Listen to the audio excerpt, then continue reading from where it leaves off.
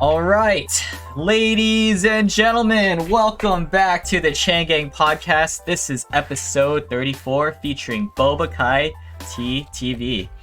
Hi, thank you so much for being here. I really appreciate the time that you've committed to do this with us. Yeah, I've literally got nothing planned for tonight. So, what better way than to spend it with the Chang gang? Sheesh. All right, Sheesh. Guys, keep in mind that on the top right, you can see the panel. So this is episode 34 indeed. There is also an Instagram overlay on the bottom right. So feel free to drop us a follow on our Instagrams. Other than that, there are two different commands for this podcast. So the first one is !podcast. The reason why I'm doing this is basically to get to know my friends on a more personal level, other streamers. In particular, we have Bobakai. And second, !guest. So if you haven't already dropped a follow to Kai's channel, please do so. He is also a streamer, super supportive. Get to know him, because we're going to get to know him today too. And Hyper, Monkey Boy, thank you so much. Welcome in. You're about to catch this podcast. This is the very beginning. Alright, Kai, you ready for this? Oh yeah. Let's get to it. So start things off by giving us a brief introduction about yourself and include some of your hobbies and interests. Well, my name's Kai. I'm 22, just turned 22 on the 25th of October. What are some of my hobbies? I like music.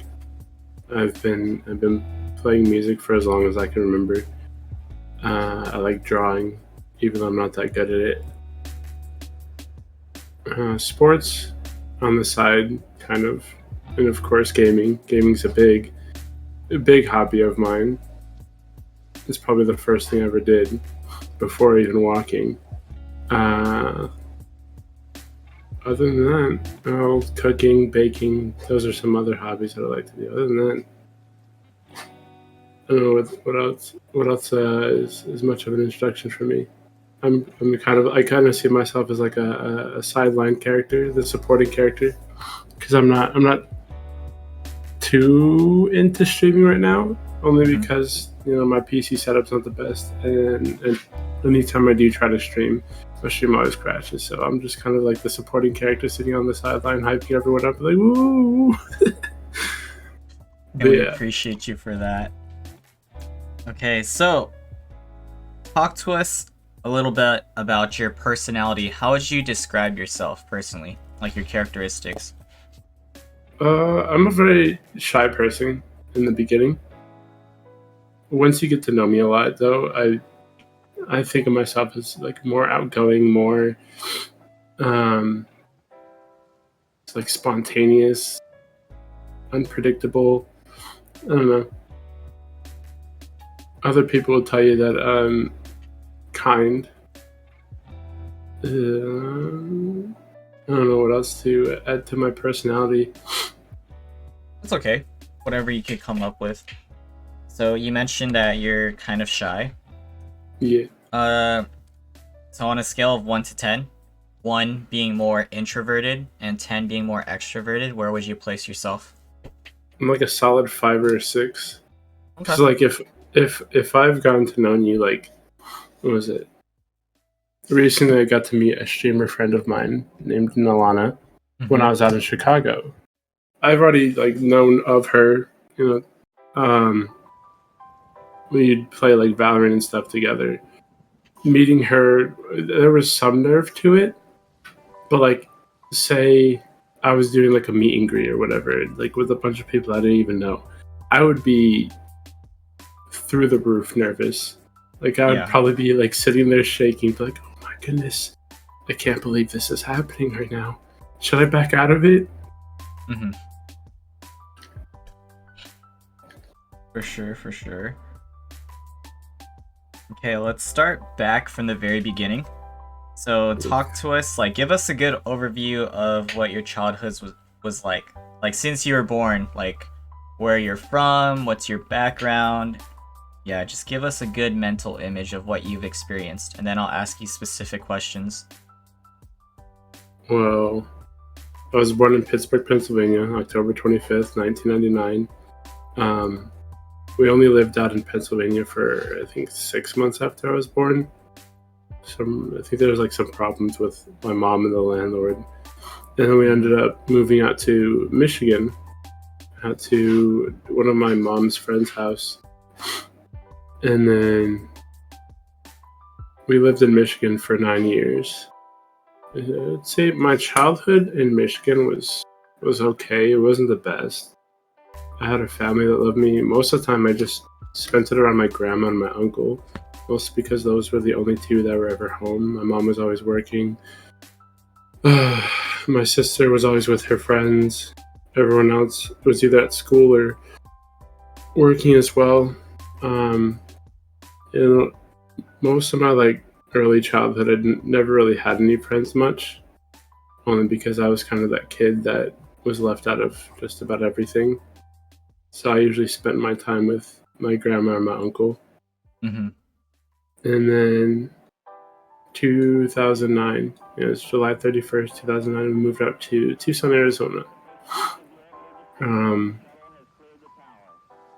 there, I think in Tucson is where I started, I think that was the point of my life where my life kind of became a coming of age movie and stuff like that. You move across country, you go to a new school, new people, new surroundings, and no, I wasn't the popular kid at all either.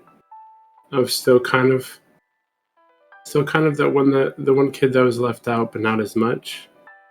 I think moving to Arizona was the first time I ever really learned about diversity, and it was a big change for me because growing up in Michigan is either blacks or whites and stuff like that, and going out to Arizona and learning all these different cultures and stuff like that, it was kind of like a mind-blowing experience growing up, and I got to have a real kind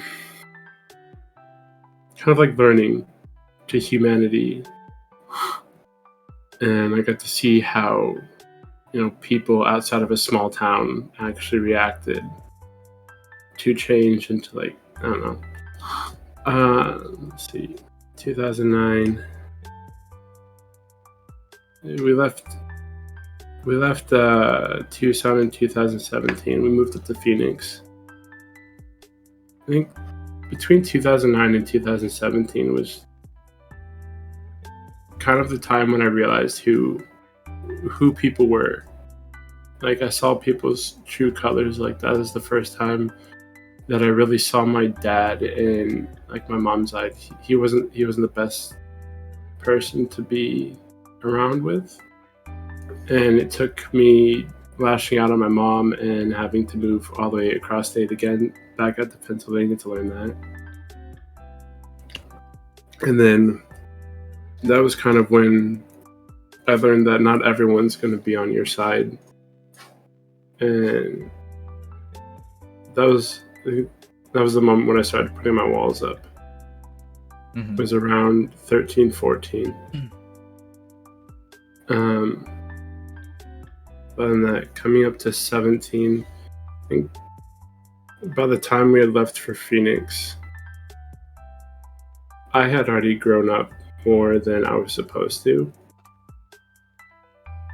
Just from stuff going on throughout the whole years of living in Arizona and that whole growing up phase, realizing things and stuff like that. But it was right before we moved, I lost my brother to a car accident. That was kind of the real gut-wrenching feeling of, life's short, don't take it for granted. And then as soon as we came back from our road trip for moving my brother up to Chicago and then coming back down, I lost my uncle the next year in 2018 to what was it? I can't remember what disease it was, but that was it was too close to, actually I think it was 2016, 2017. Yeah, my brother passed in 2016. My uncle passed in 2017. Those were the kind of the moments when that hit me most, because those are two people that I really idolized in my life a lot. Mm-hmm. My brother was kind of one of those people. He wasn't a good kid in school, but he was one of those kids that kind of said, "Hey, you should live life to your fullest, no matter what's holding you back, no matter you know what shit you've got in your way. If you're going through hell, just keep going." And my uncle was kind of one of those people who always believed in me. He was the one that really taught me a lot of life lessons coming up, and those were the two calls I've never expected getting, and I was only able to go to the memorial for one of them. And then coming up, where are we at now? 2017.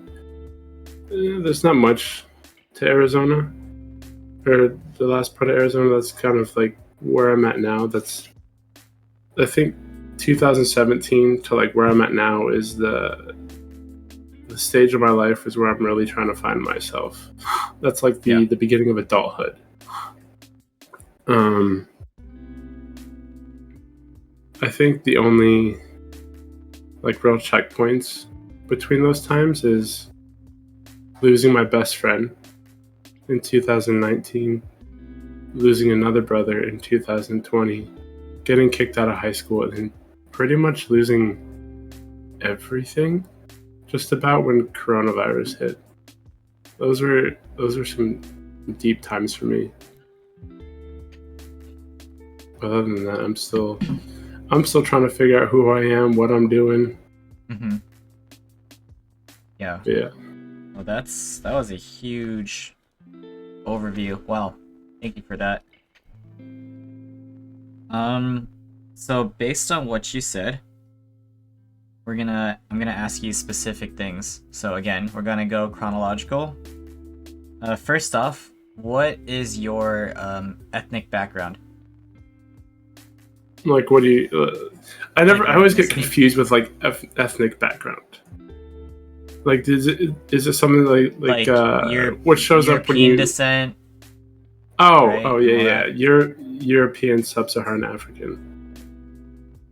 That's my ethnicity, but I mean, born American. So you mentioned briefly about how you felt like your father wasn't a good fit. What was your relationship like with your parents and your siblings when you were younger?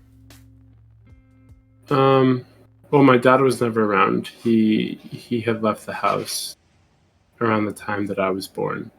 I see. I think he only stuck around for a couple of years. So I never really got to have a relationship with my dad when I was younger. As far as like my siblings go, actually start off with my mom. Me and my mom are like inseparable. My mom is literally my rock. Literally anything that I do is literally for her, just to make her proud. For I want to say my siblings, because I have 5 of them. I have my older brother. Yeah, these are all like my biological or step siblings. These aren't people that I call family. Yeah. But no, there's my older brother who lives out in Chicago. There's my older sister. Then there's me. Then there's my stepsister, and then my 2 little sisters. So the 6 of us all together. As far as I think my brother wasn't around as much either, because he's like 20 years older than both me and my sister, if I remember right. So he's up on the older side. Yeah, he was already in college when me and my sister were growing up.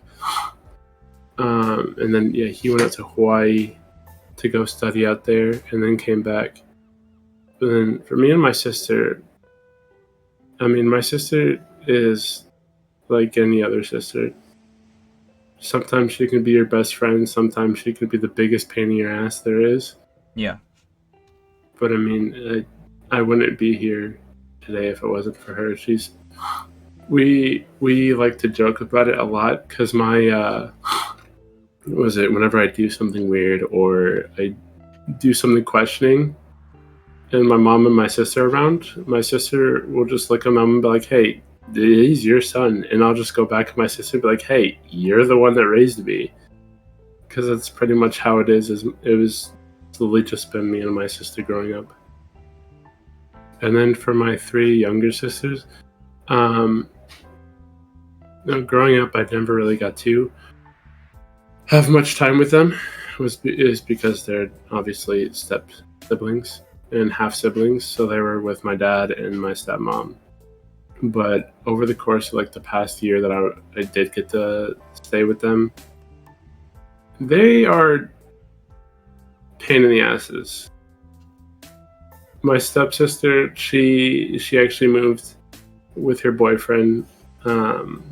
That's pretty much like 2 months after I moved in to my stepmom's house for the whole year that I was there. And then, so it's pretty much just me and my two younger sisters who are, how old are they now? 12 and, I'm going to say 10. 12 and 10, going on 11 soon.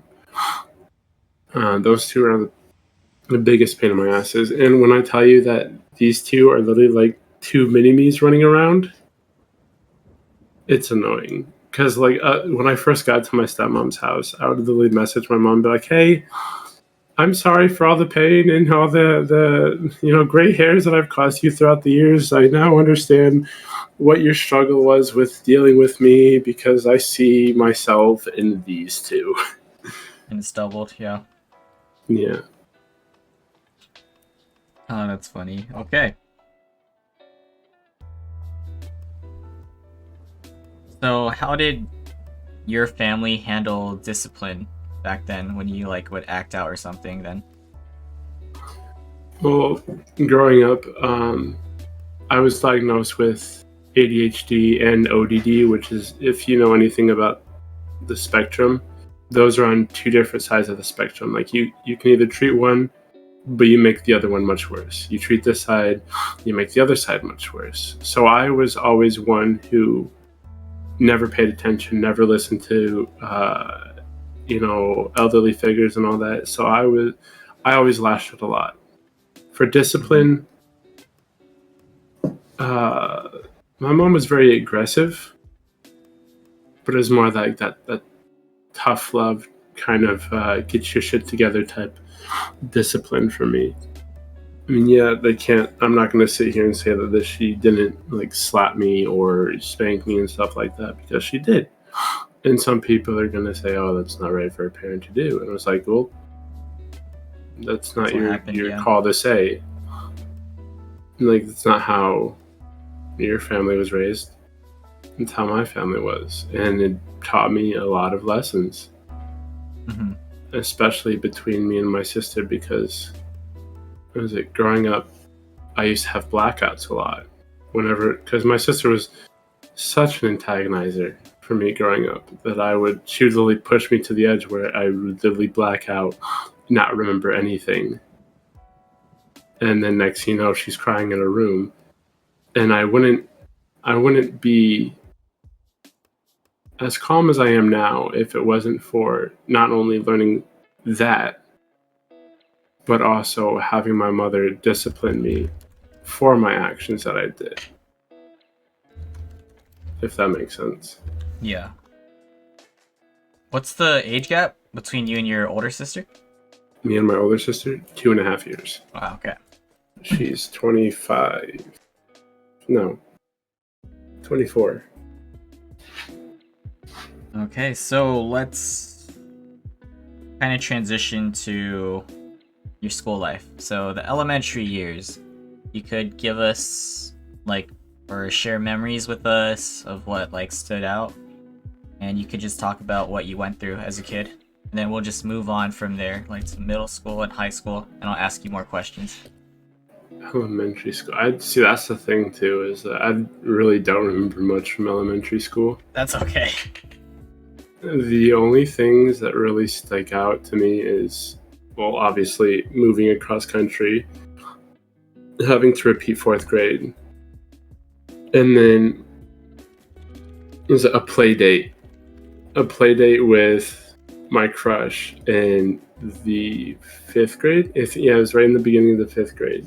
That's the only things that I can really remember from elementary school. Okay. But other than that, I think elementary school, like good parts aside, were rough years for me. Only because I got picked on a lot and stuff like that. So those are the things that I try not to think about too much. Okay. But those are the rough times. And then was it middle school? Middle school was all right. That was kind of the time when I was going through my experimenting phase, like seeing who I want to become, like what my persona was going to be going into high school. Like what kind of people was I going to hang out with? What kind of person was I going to be? What kind of clothes were I going to wear? It's just my middle school year was a complete chaotic mess of just trying to figure out who I am. Mm-hmm. And I think towards the end of 8th grade, that was when, I was doing online school at the time, I believe, before I finished out 8th grade year. And I would just sit home and watch movies, and I started watching a lot of like indie coming of age movies, and like this is the kind of vibe that I wanna match. I want to be that type of person who has that calming yet lively feel to me. And that was when I started watching The Perks of Being a Wallflower, which is literally one of my favorite movies of all time. It really brings out a lot of like I see myself a lot in that movie. Mm-hmm. Between kind of being that person on the sideline that nobody really notices to kind of having those people in my life who do notice me and who, really brought me out of my shell. And I think that's the kind of the movie and the mood that really shaped me into my high school years. In my high school years, that's when things started getting like a little, let's say, difficult for me. Only because I had come into how do I want to word this? I came into high school thinking I had it all figured out. It's gonna be like High School Musical for me. Mm-hmm. It wasn't like that at all. By the end of freshman year, I had to go into online school because I wasn't paying attention in classes and stuff like that. And hold on. You're good.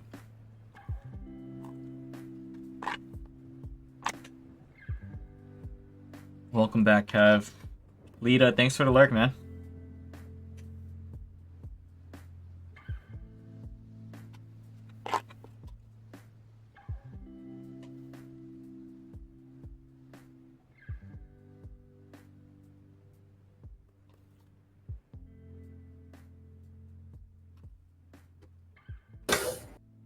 Sorry about that. Nope, you're good. Where is that? High school? Yeah, so you mentioned online school. You got pulled because you weren't Pulled paying for attention. online school. Wasn't paying attention in classes and stuff like that. And then what was it? Second year, I pretty much got sick of online school. Went back to public school, and that's when I went to was it sophomore year. Sophomore year, there wasn't much to it. I think my only like notable points in sophomore year was getting out of trouble easily, which I'm not too proud of, but it's honestly for me a funny story. Because was it one of the times was I had a computer class, and the computer teacher hated the fact that I always brought on my skateboard. There was one time I decided, I'm going to irritate the teacher. I'm gonna have, because the door's always open, I'm gonna go skate into the classroom on my skateboard. And she got upset with me, sent me to the dean's office, and I was like, listen, Mr. Dean, let me tell you about the computer teacher. You already know. She holds a grudge about everyone. She's just getting mad at me for having a skateboard in class. And he was like, oh, okay, that's fine. And then there was another time when I had gotten into an altercation with another student my sophomore year, and this was kind of like a turning point for me, because like I already had like bad anger issues back then, and he was just triggering even more. I was literally about to like sock this kid in the face, like no joke, just not lay him down where he stood. Instead, I decided to take a chair and kind of just like toss it across the room. Teacher sends me up to the office. Another conversation with the dean. I was like, listen here. You could have either had a student here with the broken jaw, or you can have a broken chair. I'll do detention either way. He was like, well, when you put it like that, I'm glad you released your anger in some other way that didn't result in physical violence. I was like, yeah, I'm learning to not punch people. He was like, well, that's a good thing. And for this to be your first warning, I'm just going to let you off with said warning. Just don't let this happen again. I was like, okay. Just let me off the hook both times. Wow. Those are the only notable points. Sophomore year was getting out of trouble. But I think,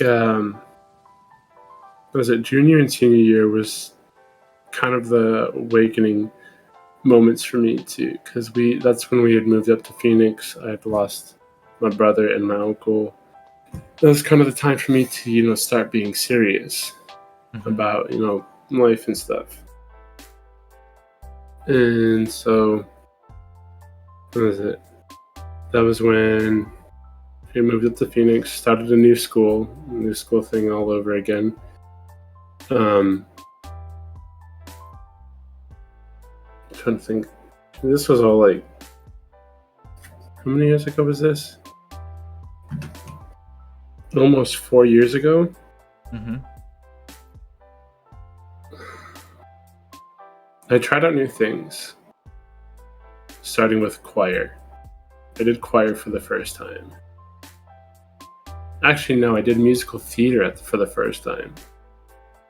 And then, what was it? We didn't get to produce our first show that we were supposed to do my junior year. Was it in Arizona? The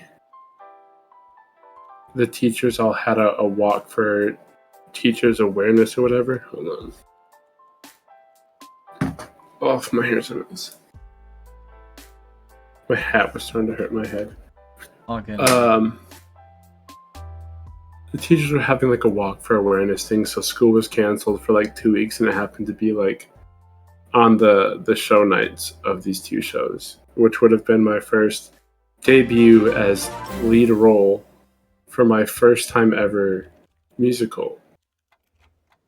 And the whole cast and the environment that I was in was so opening that the choir director was like, hey, what are you doing your senior year? Like, what do you plan to do for your executives? I was like, I don't know, probably this and that or whatever. She's like, you should come join choir. I was like, I don't know. I'm not a big choir person. I can barely even sing as it is here. And she's like, no, you should come join choir. I'll even make you. I'll even put you in. What was it? Da capo, yeah, which was pretty much the advanced group of singers. I was like, I don't know how I feel about that, but yeah, let's do it. And I was like, I have one tiny little favor to ask you. She's like, what was it? I was like, can I help you create the first concert for the school year? She's like, yeah. What were you thinking? I was like, can we do a musical theater? And so the whole summer long, me and the the choir teacher were just like talking about like what we want the songs to be, what was kind of the whole list going to be, and all that. And come to the show on, what was it, 2018? Yeah, August of 2018. It was like, I think the show was called Musical Mayhem. I get to do my first solo ever, Wow. and it was super frightening for me because I'm not a solo type of person. Like, I know I may seem like it now, but for me to go out there and do a solo on my own, which is something I have never been able to do, was truly terrifying. And I got to do it to one of my favorite like musical pieces. And then, yeah, junior and senior year, I didn't take school serious enough as it was, as well as trying to do school and work at the same time. Mhm. And my boss always gave me like closing hours, so I wouldn't be getting home until midnight because literally work was on the other side of, what was it? No, even. So like, let's say that this is West Phoenix.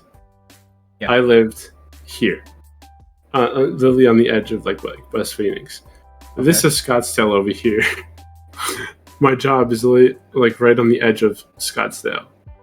I had to take a 2-hour bus ride just to get to work, and my boss didn't have the sympathy to give me, like earlier times. He always gave me like closing shifts, cleanup shifts, and stuff like that. Times I wouldn't be able to get home until like midnight, 1 o'clock in the morning on school nights. So I never really got to do school homework, and I always slept in and never really paid attention to class because I was always sleeping in class and stuff like that. I was always late. And so come Christmas break, the school was supposed to send me a letter saying that I had been expelled from the school for, it's like the amount of times that I've been absent. I never got that letter. I came back from, because I took a trip up to Michigan for Christmas break. I came back, went into school first day, walked up to the front desk and was like, "Hey, I'm here for my schedule." Like, "What is your name?" I was like, "Da da da. Here's my name."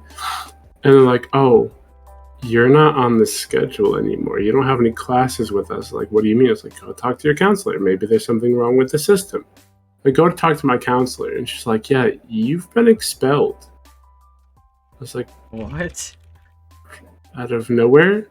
No notification, no email, no message or anything. It's like, there was supposed to be a mail, and there's supposed to be a letter in the mail. She was like, "I haven't gotten that." I'm like, "Oh yeah, you don't have you're not enrolled here anymore." And then she's like, "Oh, you should go and enroll at your home school," which is like the school closest to my home, because I had lived, what is it? I lived about like 10, 20 minutes away. I was literally like right on the border for the, whatever you want to call it, school border for this school. And the closest school was probably about like 5 minutes away from me. But I had already enrolled the previous year before I had moved. But so I go to my home school, and I'm 18 at this time. 19? Yeah, I was 19 at this time.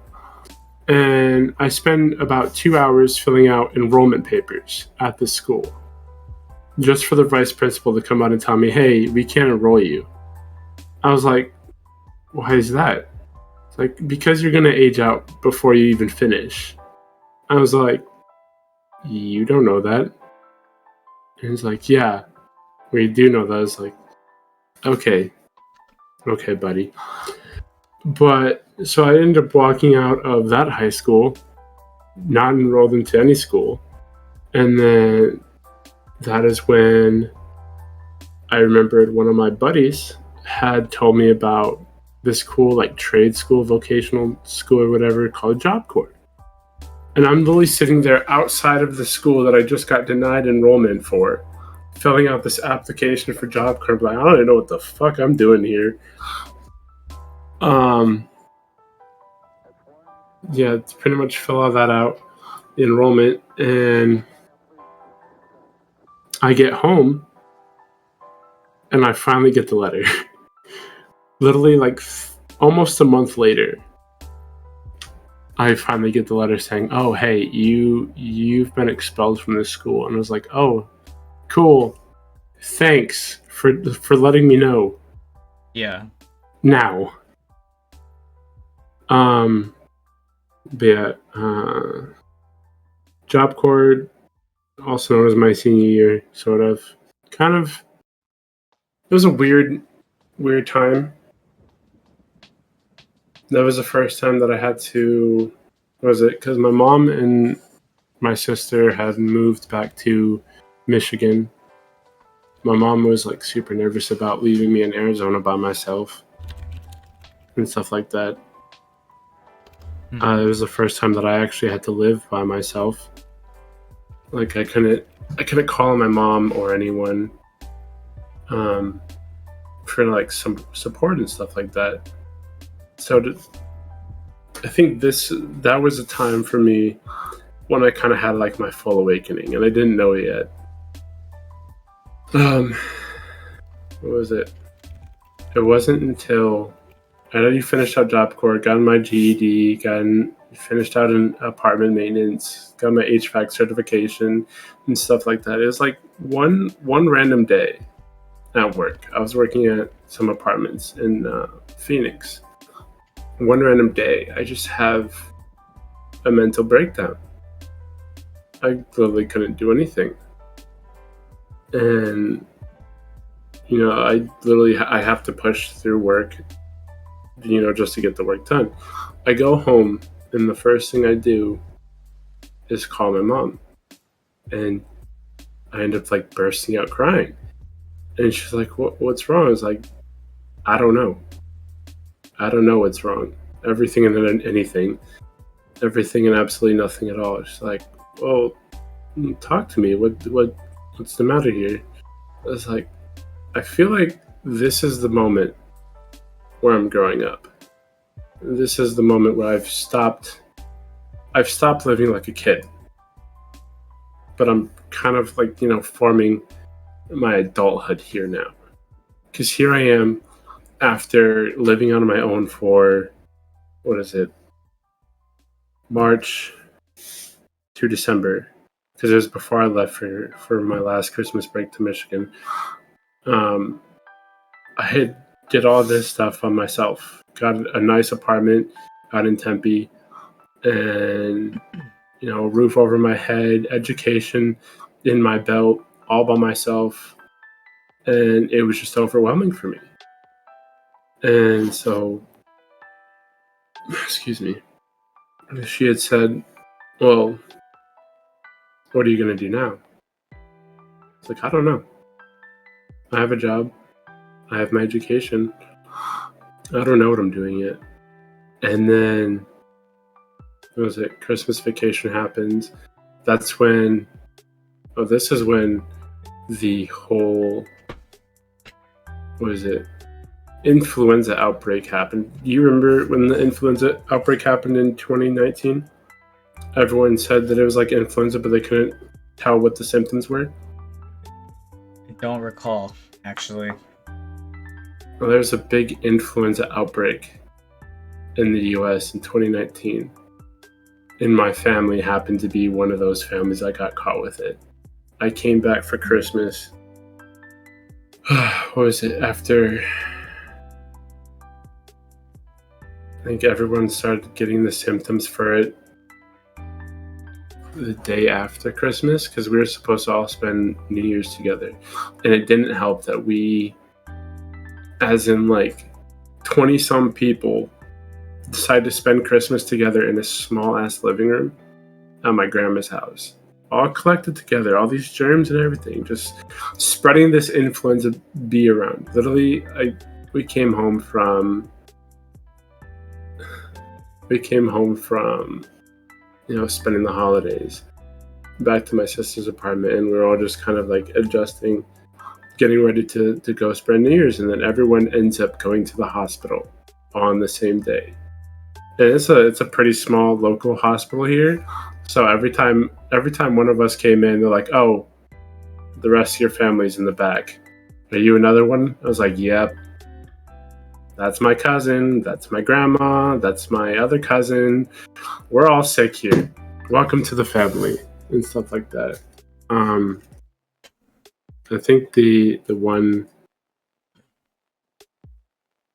moment that really, like to wrap up the whole educational, like the high school life part was, I don't know, just the whole sickness thing. That was the real kicker of 2019, the year that finishes out the whole educational thing.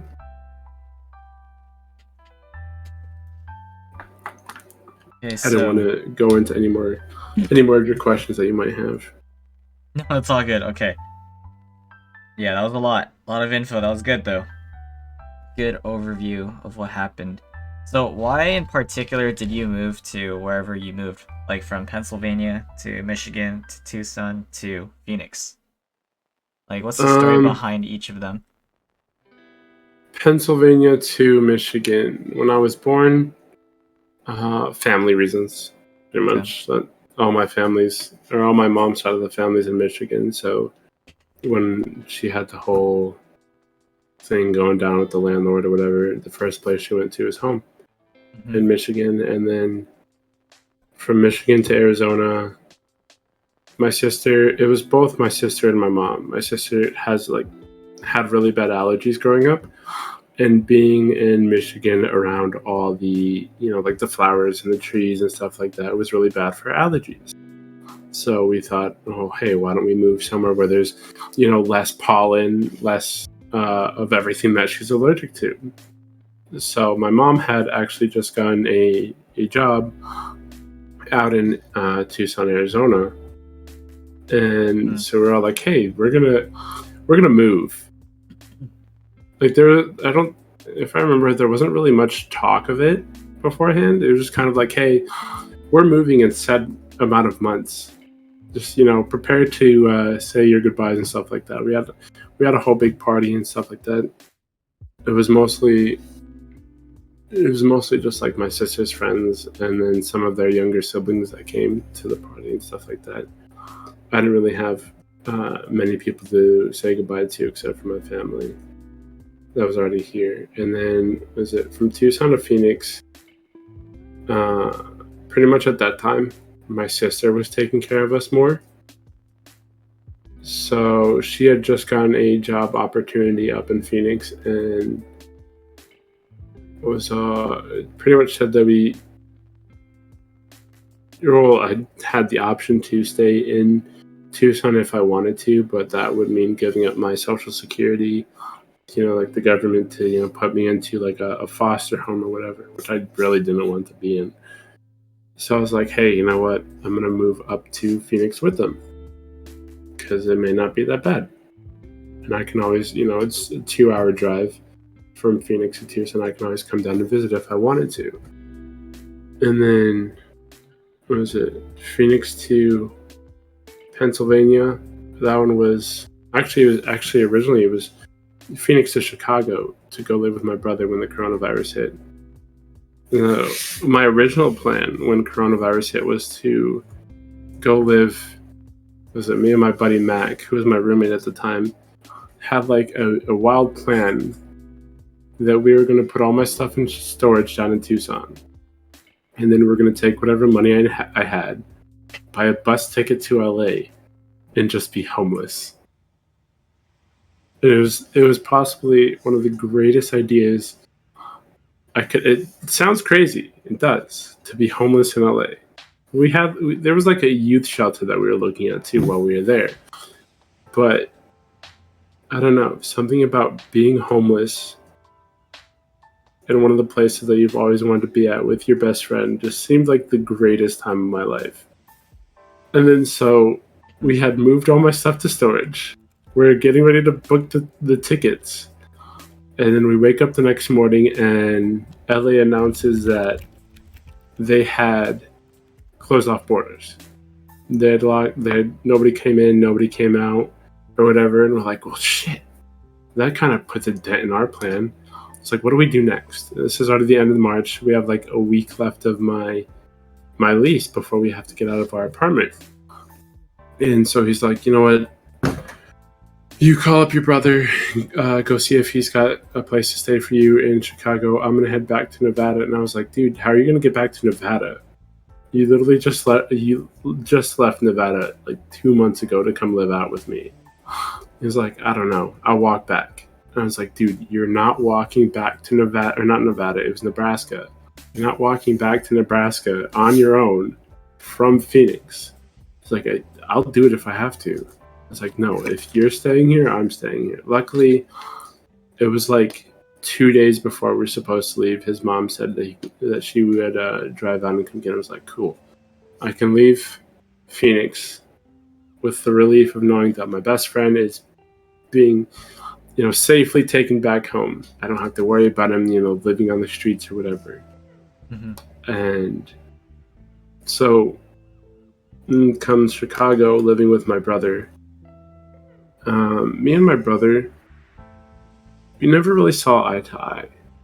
Growing up, he's more of a logistical person. I'm more of a creative person. So everything that he does is all logic based. He compartment. I can never say the word. He puts everything into like folders. His brain works like a computer does. So me and him never really understood each other because I work more on emotions and feelings and, knowing how things are going to work out for everything in the end.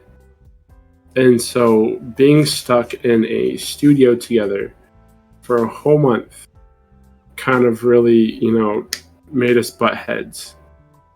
And so that's when the first stimulus check came out, and I was like, hey, I was, at that time I was also, what was it? I was talking to my stepsister. I was like reconnecting with my stepsister at the time. I was like, hey, how cool would it be if I came and lived with you guys for a while? She's like, that'd be really, really nice. Because I had not seen my sisters in 5 years, I believe it was. Ever since I took a trip with my grandfather. I think it was like my freshman year. This is in where? Pennsylvania? Yeah, this is in Pennsylvania. Before you get into that, so why did you move in with your brother though? Oh, that was coronavirus. Because when coronavirus hit, I lost my job, and with losing my job also meant losing my apartment because I had a discount through the apartment complex because I worked there that I can no longer afford, and I couldn't find another job in Arizona. So I ended up just moving across country with my brother. That was it. First time this shit comes out during the whole pandemic, and I was messaging my sister. I was like, hey, how cool would it be if I come live with you guys for a while? She's like, that'd be cool. We got a room for you and everything. I was like, all right, I'm going to take my stimulus check, buy a Sprinter van, and move everything that I have, which wasn't a lot. It was like one suitcase, one duffel bag. Both of these shelves that I have back there, my TV, and my office PC that I was sharing with my mom, because she had my gaming PC. I pretty much moved all that stuff out to Pennsylvania, and the Sprinter van took about 2 days. It was a 2 days drive. It was a really nice drive.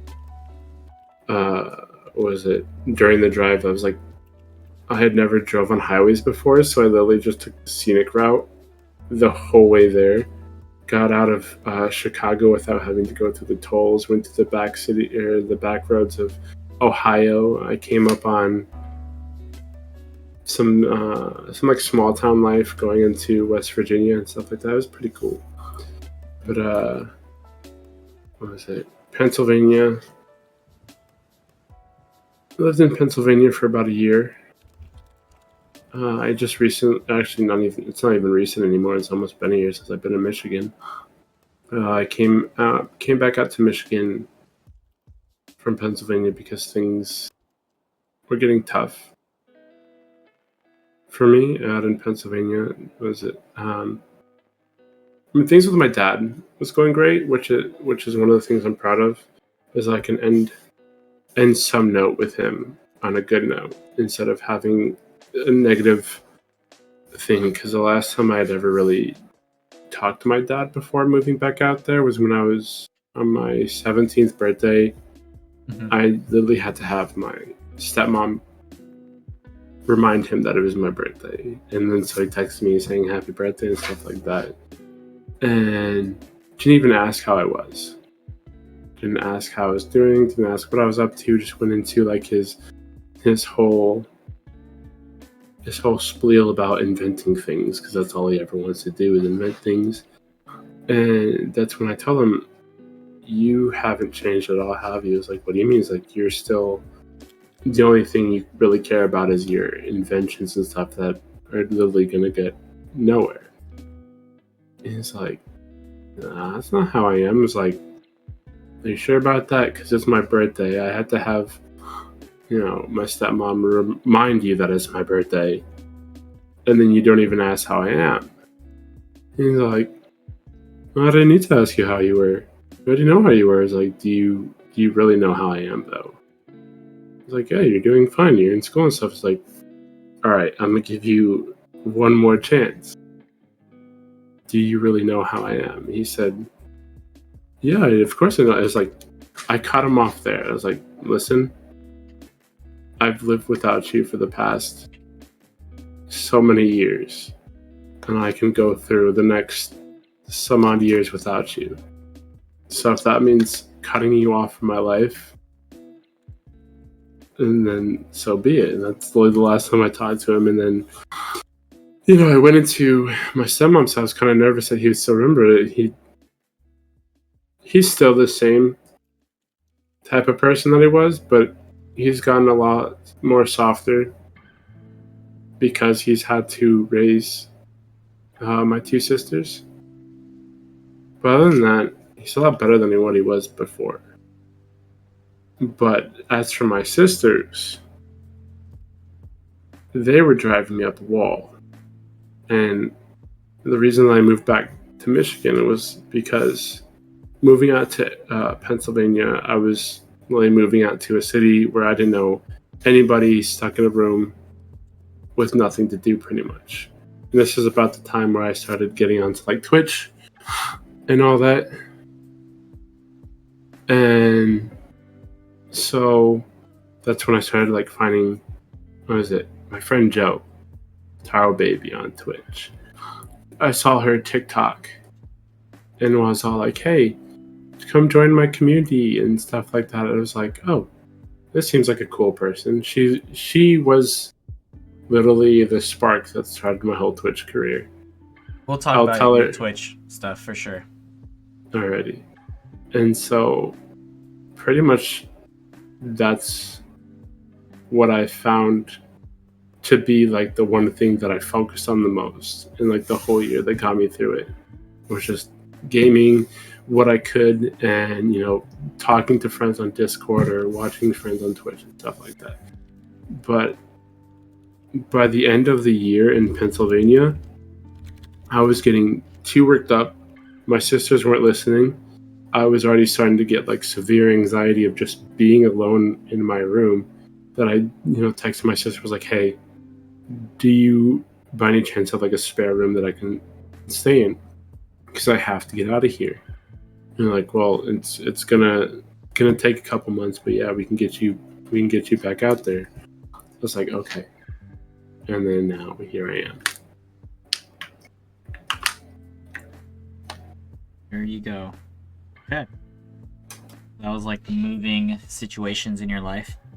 Mm-hmm. Jumping back towards like your school days, Yeah. what would you say your like stereotype was? What kind of kid were you known as by the other students? An outcast. Just I an can tell you for sure I was an outcast. Well, I don't know. Because, like, I want to say middle school, high school, definitely junior and senior year. I was one of those people that could hop into like any group in the school and Mhm. I'd get along with them. I'd be able to, like talk with them. Because I was just that much of a people person that I could, just kind of fit myself wherever I could. So I can't really give myself a stereotype other than like I can tell you that the basics were band geek, musical theater nerd. Mhm. But other than that, outside of class, I wasn't really much of a band geek theater nerd. I was just kind of like myself. I could literally fit in just about anywhere.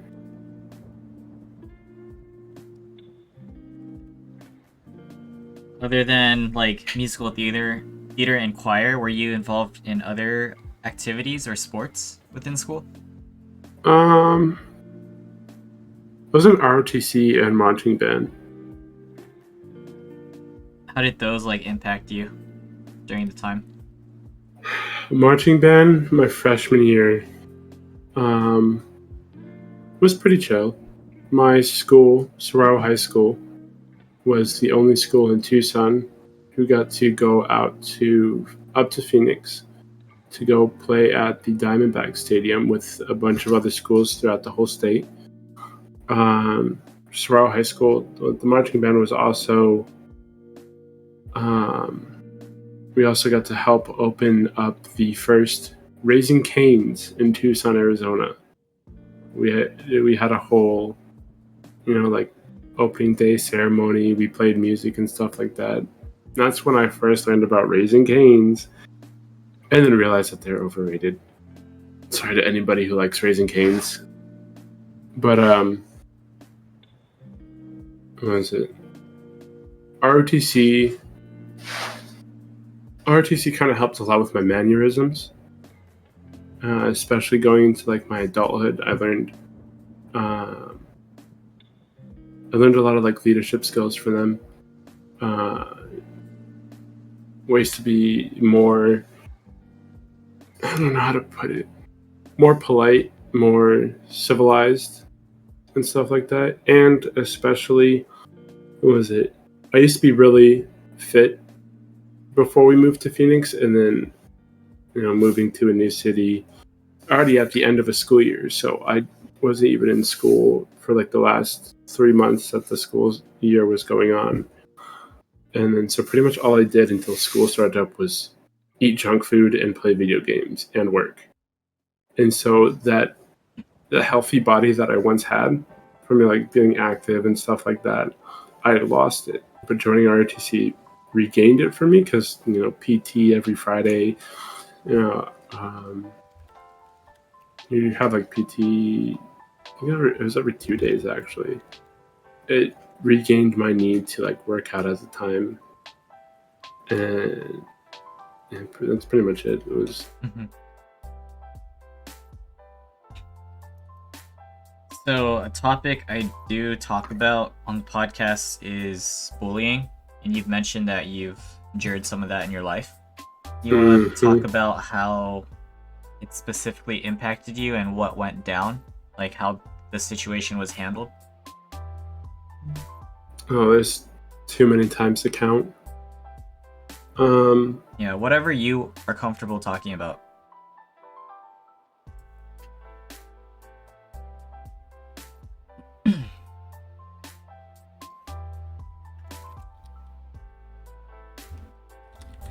The only thing that I can like really like distinctly remember from bullying is like middle school when I used to get bullied a lot by this kid. His name was Chris Nash. No one probably knows him now.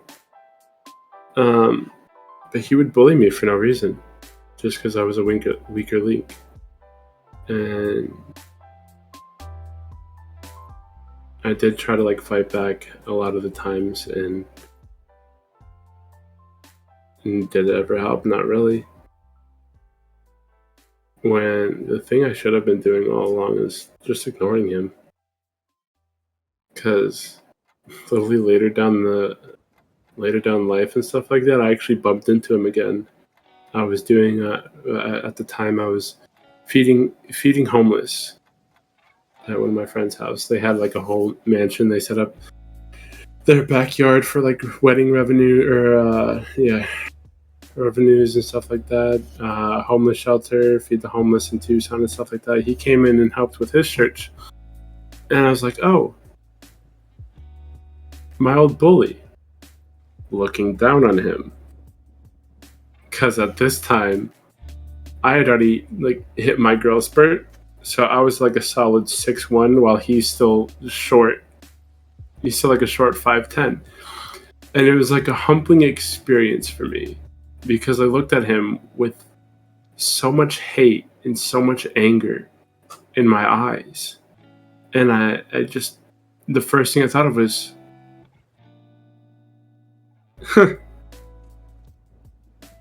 now I see what he sees, a smaller guy that he can just pick on. And that's when I was like, you know what? I'm not going to stoop down to his level. I'm going to go greet him with respect, like I know. And I'm going to show him how we do things around here, how we help feed the homeless, how we make a better cause with the good that we can do. And at the end, we sat down and talked. And I asked him, I was like, hey, what was your reason in middle school? He was like, what do you mean? It's like, what was your reason for bullying me in middle school? It's like, I didn't have a reason. You were the first person I could pick on. You just seemed like fun. I was like, I just told him thank you. He didn't apologize or anything. And I just walked up and went away. But other than that, any other time that I've been bullied, it's just been one of those things that I kind of, another bottle to fill up and just shove into the closet until that moment when I just felt all this rage and all this hate come out of like my one main nemesis. And then all those bottles, they're all gone now. Nice. Okay, so these are pretty touchy subjects, as you've mentioned before. Up to you. Do you want to get into detail of what happened that really impacted you, such as the events of your uncle and your brother, 16 and 17, and then your BFF of 19 and brother of 20? Like, you don't have to, you don't want to. I'm fine. Hold on.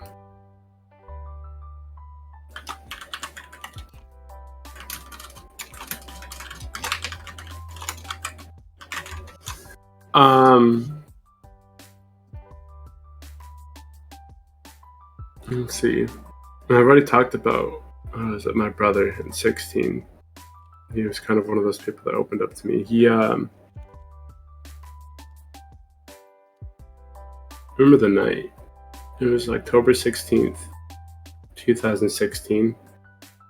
I had gone out to fall ball out in Tucson, Arizona. Panic at the Disco and Weezer were headlining the tour. It was a great night.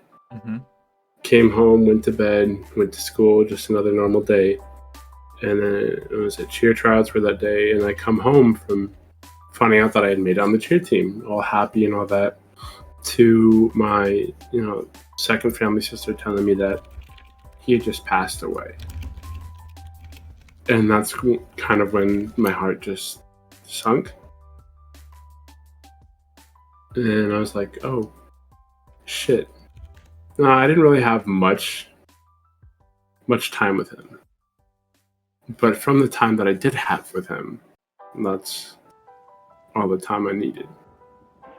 And then with my uncle,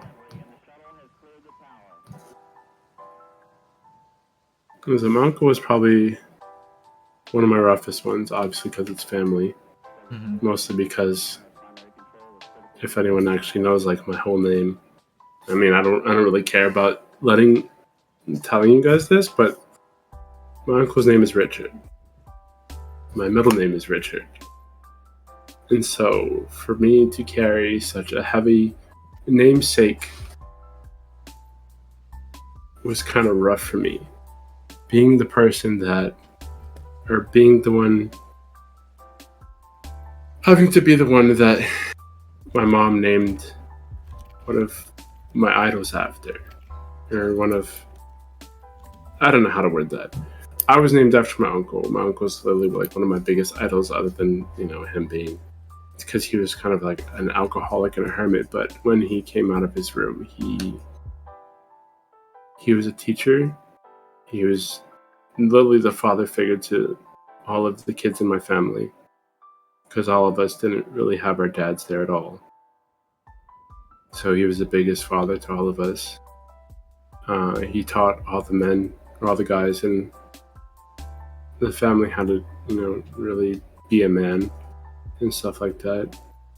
He was the one that usually took us out, fishing, doing stuff. Always hung out if my grandma was busy. And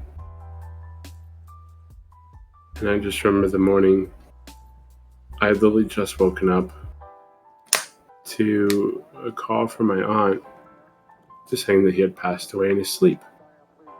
And the thing that really sucks about it is that it wasn't any of the adults that found him.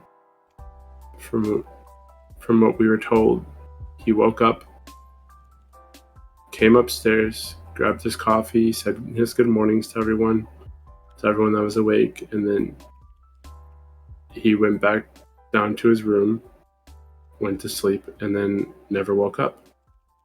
And usually with our family is that the kids can go wake up who they want to wake up, as long as it's in the time that it's everyone's about to wake up at. And so my little cousin, I believe I was the older of the two, he had went down to go wake my uncle up, and he came running upstairs like, grandma, he's not waking up, This was going up to my aunt. And so they went down and checked, and that's when they found out.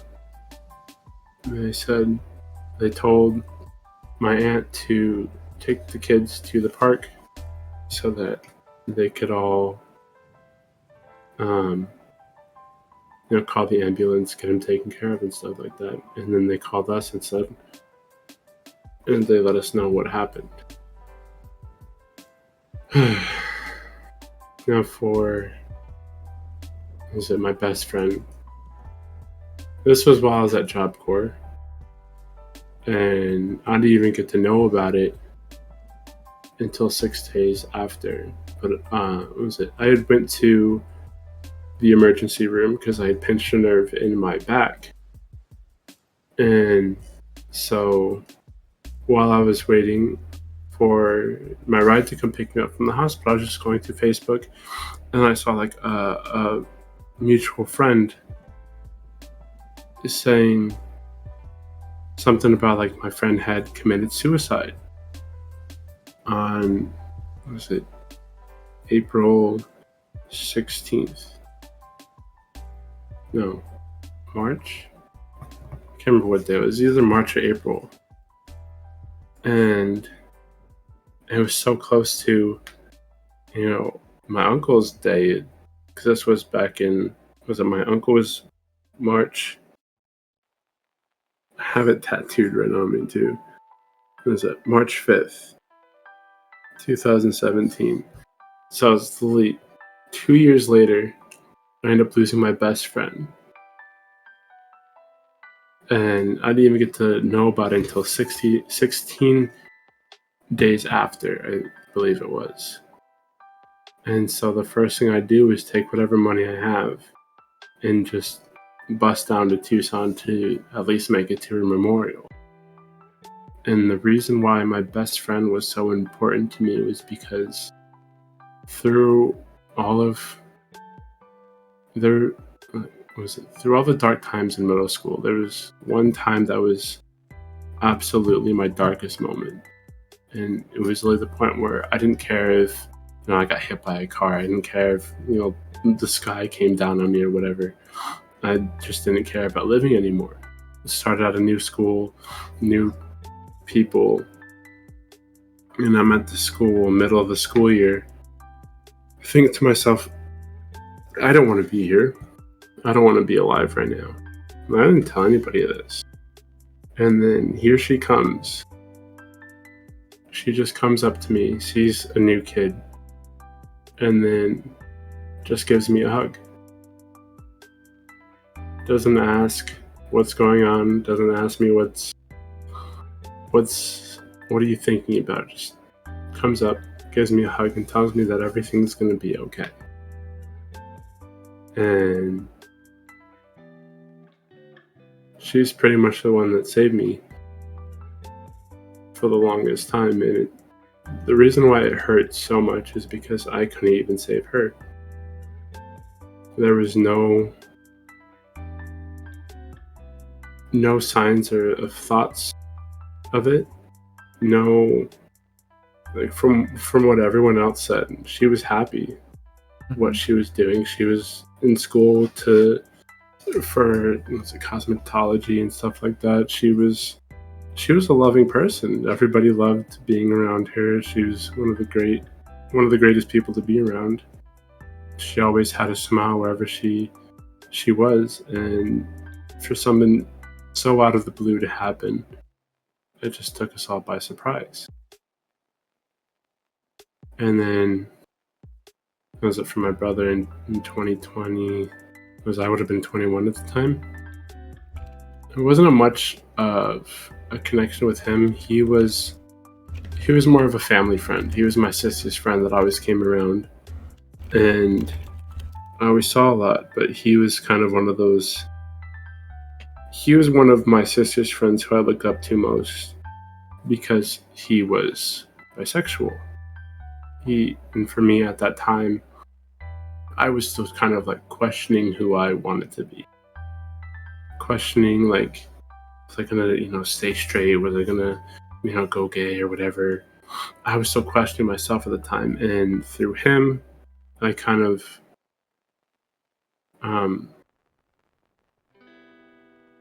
helped me understand myself better. And I just wish he was still here for me to thank him for being such a role model and a great friend. Mm-hmm. Wow. That's a lot. Appreciate you for telling us about this, Yeah.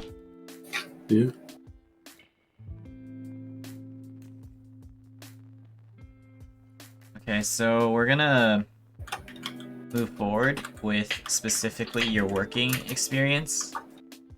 So talk about the very first job you had, let us know what it was like, and then just move on from there to what you're doing today or so. Oh, my very first job. I was 17, working with my sister and some of her friends from her fire camp that she did in the West Coast. We were working at a restaurant in downtown Phoenix called Match. Restaurant and lounge, I believe it was. Restaurant and cocktail. For our first job, this was definitely one of my favorite until it ended. This place was literally what I I set my bar to when it comes to working in the food industry, because everything was just perfect there. Everyone was a family. Everyone worked together. Everyone understood like what their job was, what they had to do. Everyone, could turn around, have a joke here or there. We had a lot of fun in the restaurant, which I never really had in any other restaurant experiences that I have had. We have had some, but they weren't as much as a blast as being able to have your buddy working dish pit with you while blasting music, and only like being able to sing out as loud as you can, dancing while doing your work and stuff like that. It was great. And then I only got to work there for about 4 months. We had just hit like 5 stars on Yelp, which is a pretty big thing for us. And then a new management came in under our nose, and it was pretty much like, hey, so here's the deal. The management team, everyone that's here right now, you're all getting fired, and we're replacing you. Which came to a big old shock to all of us, because we weren't expecting it. So pretty much, I don't even know if they were allowed to do it. All the executive teams, like the executive chef, executive like bartender, whatever, drinks, whatever, they all went in the back and erased everything. They got rid of everything that made this restaurant what it is, just so these people couldn't, just come in and take what we've worked on so hard for. And then over the course of like the next month, everyone else that was under us just kept leaving and leaving and leaving. Mm-hmm. And last time I heard, everyone that had transferred over there from the new management doesn't even work there anymore. Dang. So literally there's nobody there that still works there. What was my second job? And the second job was working at I worked in a banquet kitchen out of Hilton Scottsdale. That one was okay. It was kind of boring for me, only because all I did was do dishes in a pretty much an empty kitchen. I mean, I got to experience what it was like, like plating plates, the whole banquet lifestyle. I think the most fun that I had though working at this job was working the staff kitchen, because literally all I did the whole day was sit there in the staff kitchen cutting up cantaloupes and honeydews and prepped whatever else they needed done. But other than that, I would just sit in the staff cafeteria serving food, watching The Office all day. And then what was it? After that, I left that job because I was trying to fix up my senior year. I got kicked out of high school. B trade school. That was when I went to apartment maintenance. Apartment maintenance was the first job that I ever did that wasn't food. And I thought it was going to be literally a living hell for me. But it ended up being one of my favorite jobs until I got to my last apartment that I was working at. So pretty much my whole time that I was working apartment maintenance was on a probationary period. And if you pass the probationary period, you're like officially a maintenance tech. I started out at one apartment. It was really right down the street from Job Corps. The whole team was great. If I could ever go back to like an apartment complex to work at, it would literally be this place because it was the greatest. The team was great. The people who lived in the apartment complex were amazing. Loved them, absolutely. Had a crush on one of the girls in one of the top suites, but we don't gotta talk about it. What is it? So throughout my probationary period, I switched to 3 different apartment complexes. The first one was pretty much my introduction apartment complex that I started at, and then the second one was the apartment complex that I ended up living in. That team was okay. My mentor was kind of an asshole, never really paid attention to me, never really, cared for anything, had his whole team teach me how to do these things that he's supposed to teach me how to do. And then my last department, that's when I had the mentor who did not like me at all for no reason. Like, I knew what I was doing, but here's the bar where it's supposed to be at. This is like the meeting the maintenance tech requirements. Here's where he had it all the way out. So there was like no way that I could reach his level. Like, he wanted me to eat, sleep, and drink this job pretty much. And so literally by the time that my probationary period had ended, it was already around the time where Corona was happening and stuff like that. So they were just like, hey, we're going to let you go. And I was like, oh, okay, cool. And what was it? I didn't work at all during the whole pandemic. And then when I moved to Michigan, I got a job at Jersey Mike's, which is a sub shop. I don't know how many stores there are in the whole U.S. They're pretty big. My work experience with Jersey Mike's. Oh, I can say how I really feel about this job now that I don't work there anymore. Go for it. It was fun until it lasted. But let me tell you, this place, if you're ever in Midland, Michigan, do not go to Jersey Mike's. Yeah, the food may be good, but they do not deserve the time. They do not deserve the money for the store. Because the boss hires a whole bunch of teenagers, mostly girls, to low-key creep on them. Most of the teenagers don't even do shit at this place. So literally my whole time there, I pretty much had to babysit. Other than that, pretty much the boss was a joke. My coworkers were little shits that I had to babysit all the time, and the pay wasn't good at all.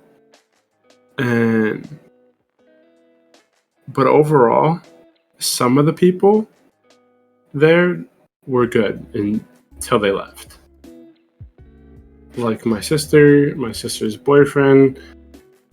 There's a couple other people who end up leaving for college that really made that job fun until the fun was like completely drained.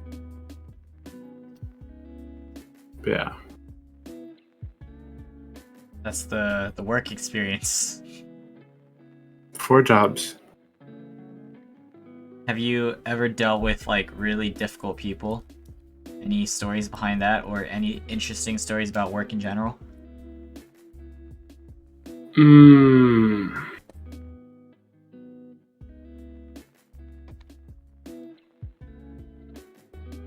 So was it back when I was working banquet in Scottsdale? My boss, I was the only hired on dishwasher there. The other people that came in were always like temps. They came from a third party company or whatever, so that we didn't have to pay them. Their company paid them for their time, so it saved us money. But one of the temps never really cared to try to communicate with me because she only spoke Spanish, and I fall short of knowing any Spanish at all. And so, what was it?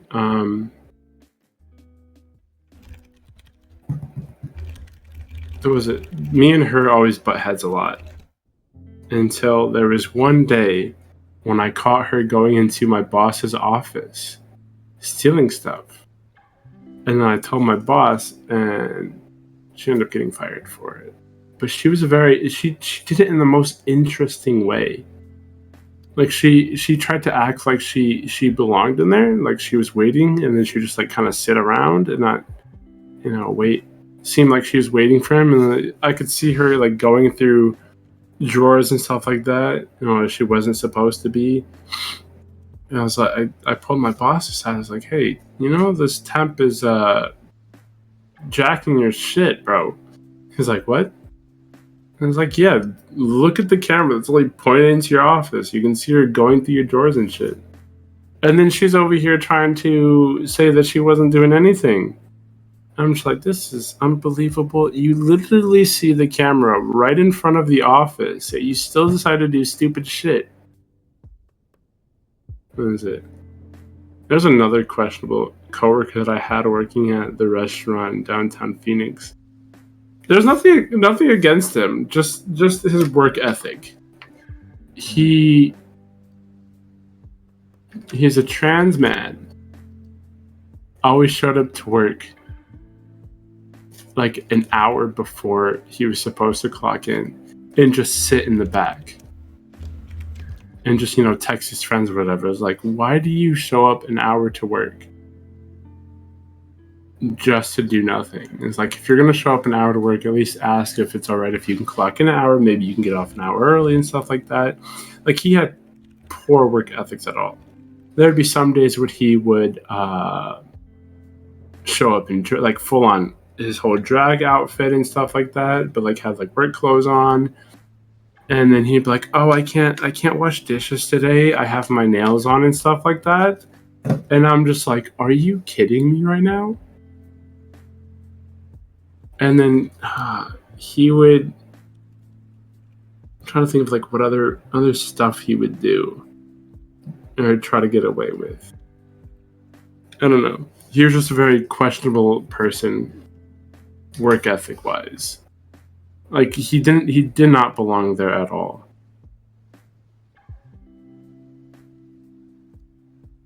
It was more of like coworkers that would cause like problems or something rather than customers, huh?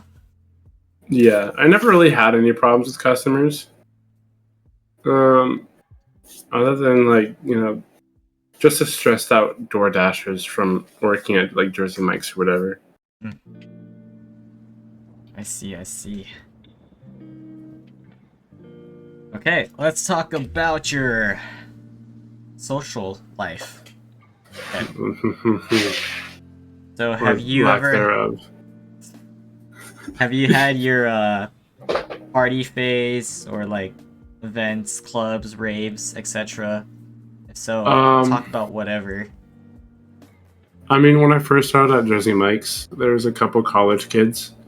One of them lives at a frat house, or one of them is a part of a frat, so I'd literally be over at the frat house like every weekend or every night or whatever, whenever I could. Just, get that frat life in me. And then I stopped going because some of the guys in the frat house were starting to get a little close with some of the underage coworkers of mine. I'm just like, yeah, this isn't right. I'm not gonna chill here anymore. I'm not gonna be around this type of energy and all that. And so I just have to stop hanging around the frat house. But no, other than that, my only like, I wouldn't really call it a party phase. It was more of just like my go out with friends to the mall and get high behind the mall type phase, which was like literally all of middle school. But that's about it. I was never really invited to parties and stuff like that. Okay, so how about in terms of drinking? Do you remember your first ever drink and the experience behind that? My first ever drink.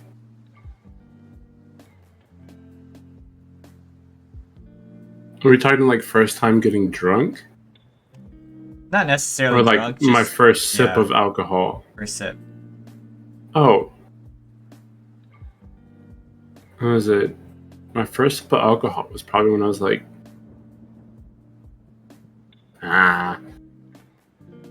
what was it? My mom used to let me have a sip of her wine coolers on New Year's back when I was a kid. So it'd be like one sip, just for the New Year's sake. When I was like 5 or 6, because I was always such a curious child, and I'd always be like, "Oh, what's that, mommy? What's that?" And she's like, "Oh, you can have one sip." I was like, "Oh." So it was always a thing for me and my mom growing up. Every New Year's, I'd always have a sip of her wine cooler, Hmm. but nothing more than a sip. So that was probably like my first time, like tasting alcohol. My first time getting drunk, though. Yeah. I think my sister had invited me to one of her coworkers' parties. They're having like a house hangout or whatever with some coworkers of hers from the movie theater that she worked at, and friends of friends and stuff like that. She invited me out to go drink with them at one of their friends' house. That was the first time I ever remember like actually getting drunk. I was probably about 16, 17, I think, somewhere around there. But what was it? I remember that night I was passed out on the couch, like not knowing what's going on around me. I'm just chilling there on the couch, and my sister comes up behind the couch, taps on my shoulders, like, "Huh, what?" She has like this small little glass. And I thought it was water. I thought it was a glass. I thought she was giving me a glass of water. No, she was giving me a Jaeger bomb. I was like, oh, thank you. Oh. Just down that, not knowing what it is. And then I woke up the next No. morning. And I was like, yeah, I remember you coming and waking me up and giving me a glass of something, but I don't know what it was. She's like, that's a bad thing to say, because what if I was a complete stranger and I was giving you something? I was like, well, oh well. But yeah, that was probably like the first time getting drunk or whatever. So what kind of drunk would you classify yourself as? I'm a very chilled out type of person when I'm drunk. I can either, I'll be up playing like beer pong, whatever, if there's a beer pong table, or, like putting into like conversations, or I'll literally just be sitting on the couch, like, good times, just sipping on like my Smirnoff Ice, whatever. Hmm. And what would you say is your favorite alcoholic drink and least favorite? My least favorite drink. Beer. Beer is unless it's like Mexican beer. Mexican beer is my least favorite drink. Or not Mexican beer, just like regular beer is my least favorite drink. It's literally disgusts me. And then for my favorite drink has to be Smirnoff Ice. Okay. Give me like a whole box of the variety packs. I'll down those things and like give me like an hour and a half maybe. All right, let's talk about some of your interests. Are you big on like anime shows and movies? You mentioned like Perks of Being a Wallflower as one of your favorite movies. Oh yeah, that's literally my all-time favorite. Interests. I mean, I like anime. I'm not as much into anime. I don't follow it as much. Mm-hmm.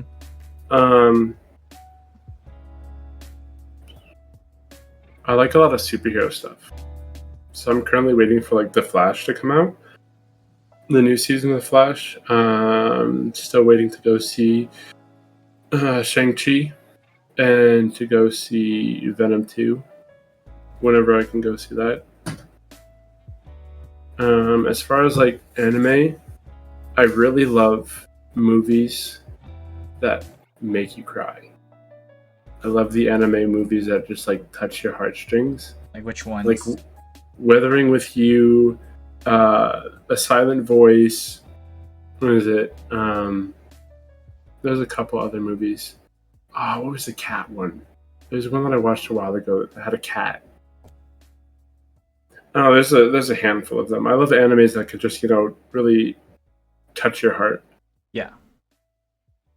And that's kind of like I don't know if you've ever seen like my was it like my starting screen or my be right back screen or my ending scene screen, but they're literally all Withering with You scenes. just because that was like the first movie that I absolutely loved.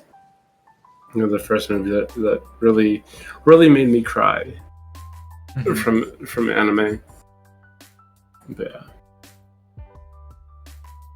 Okay, so how about what is your current favorite artist and song? See, you know, when it comes to music, it's hard because it's like it's one of those things for me. That's like I can say a lot of music is my favorite, but it has to be like down to like what kind of mood I'm feeling. Okay, how about now? Like what I would listen to like right now. Yeah. Probably some like oldies. Like I've been listening to this oldies playlist that I have, and it's got like Capital City, Gym Class Heroes, like Tyga, Nico and Vince, Bastille, Maroon 5, stuff like that. I think like my favorite song that's on this playlist right now, probably Lupe Fiasco, The Show Goes On. That's one of my all-time favorite songs. Oh, you sang that before. Mm-hmm. Nice. Okay. And what is your favorite boba drink? Oh, mango tea with strawberry popping boba. Easy. Tea. Okay. But lately, I don't know. Lately, I've been switching it up a bit. I've been getting peach tea with cherry boba in it, and it's pretty good as well. How do you feel about just like normal boba or honey boba? I mean, it's pretty good. I'm more of on like the fruitier side of my drinks. So the tapioca and like milk teas and stuff like that just aren't my go-to. I mean, if somebody were to give me like a milk tea or something with like tapioca, I wouldn't refuse it. But it's not going to be my favorite. That's fair. I'm pretty sure you could bring me like any kind of boba and I'll be fine with it. Okay, and let's talk about all the tattoos you have. Tell us what you have and the meaning behind them. You want to go first to last? Yeah, whatever you want, as long as we get to know about all of them. Alrighty, so this one, hold on, let me get a little closer so you can see it. This one is in my sister's handwriting. It says, "We got this." Me and my sister got it when I had turned 16. I think it was literally the first day of my sophomore year. The reason why it's in her handwriting, she's also got it on her right bicep in my handwriting. It's just kind of a symbol that for us to say that, or it's kind of like one of the things that we used to say when we were growing up. It's like, we got this. It's literally just been me and my sister. Like, we didn't have our dad around and stuff like that. Not to mention, like, you know, we're the only two colored kids in my mom's side of the family, so we're kind of out here, you know, trying to make a difference, trying to show that we are not just, you know, I don't know. And then, what was it? My second tattoo. This one's my second one. See if I can get a better view of it.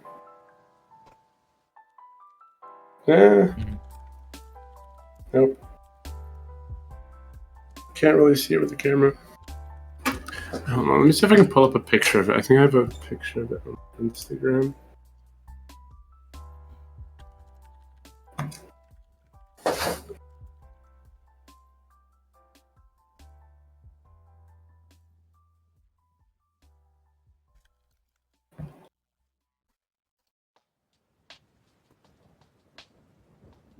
Oh no, I don't. But anyways, this one. Oh, there you go. You can see it pretty well. It is a teardrop right here, and then it has my uncle's dates, which is October 15th, 1960s. What is it?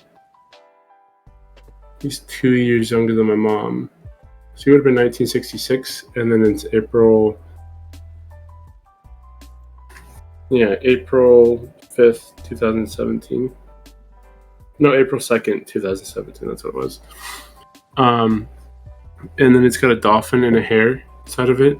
The hare represents me, and then there's it in Native American beliefs. They believe that the elders turn into dolphins, especially in like the Western. I think it is the Westerns. The elderly turn into dolphins when they pass away as guardians.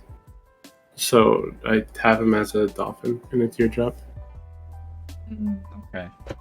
And we're both also water signs too.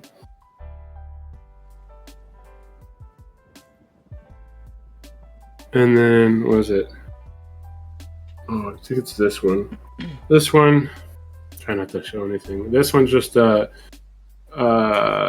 do I say this? A stupid tattoo that I got for someone who doesn't even care about me anymore. Oh, So no. that's fun. Yeah, it was kind of like a drunken thought one. I was like, hey, I'm gonna take your drawing and go get it tattooed on my chest. Let's do it. And so, I mean, I like the way it turned out. I'm gonna get the middle part covered up and then cover up the date and stuff like that. But what's that? 1, 2, 3, 4. This one's just a devil's head hawk moth or a death's head hawk moth. This one I just got on Friday the 13th. I didn't know what to get. Plus the what is it? I have 666 tattooed on the back behind my ear too because I don't know. Friday the 13th, I was feeling ballsy about it. I didn't know what to get. I was out with some friends and I was just like looking through this guy's tattoo photo. I was like, "Ooh, death's head hawk moth. That looks pretty cool." And he said it was I had like $30 on me. It was like $20. I was like, yeah. He's like, what do you want to do with the $10? I was like, I don't know. Get 666 tattooed behind my ear in like small letters. Like, okay, let's do it. I was like, all right. So now I have like just like the small little tattoo behind my ear. What was it? Then this is actually going to be part of like a bigger plan because I plan to get more tattoos, obviously. And with also having 666 tattooed behind my ear, it's where I'm gonna have like the whole right side of my body. It'd be like dark, death type of stuff. It's gonna be like a yin and yang. So I'm gonna have like life on this side. I'm gonna have 777 tattooed behind my ear right here, and then or like a cross. I don't know. I'm still deciding on that one. And then have like a butterfly on my left hand, and then I don't know. This one would just be like life and light and stuff. That'd be cool. And then I'm thinking about for like a back piece. I'm thinking about getting like two wings, one with the feathers falling off on like the death side, and then one with a full wing and stuff like that. Creative. So, Yumi asked, would you get the chest piece tatted over or what? Yeah, I was thinking about because what was it on the outside? On the outside, it's pretty much the beginning lyrics to "Carry On, My Wayward Son." So I was thinking just getting the middle part covered in as the what was it? The protection spell from Supernatural. Oh, you watch Supernatural? Yeah. Respect. Nice. Okay, here we go. Let's talk about your relationships and if you endured any heartbreak, that stuff. Could be crushes, whatever you want to talk about. You could get into the details. It's up to you. From the beginning. Honestly, there's only like one relationship that I can really talk about. One relationship that really mattered. Okay. And it was this one. What was it? It was a friend of mine at school, and we started talking. And then, what was it? There was one night where my friend was having, what was it? We used to do like get-togethers at her house every night, or not every night, every like, I want to say like 3 months or whatever. We'd always all hang out. And this was his first time here. And had like a get together and stuff like that. And I don't know what it was, but I just clinged to him, and he kind of clinged to me. And he didn't, even with me being as sick as a dog, he didn't leave my side. He really sat with me the whole night, made sure I was okay, made sure I was feeling well. And I don't know what it was, but it was the moment when I just kind of fell in love. I really kissed him that night, and we had started talking for about, I want to say 2 months, and we made it official in May.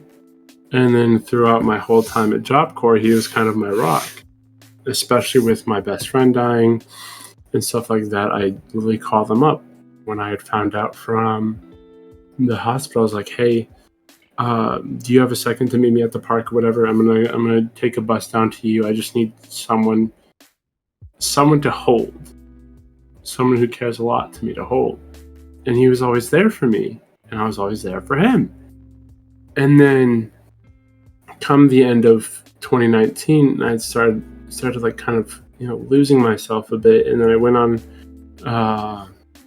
my trip to Michigan for Christmas, and we weren't talking as much. And I had already felt like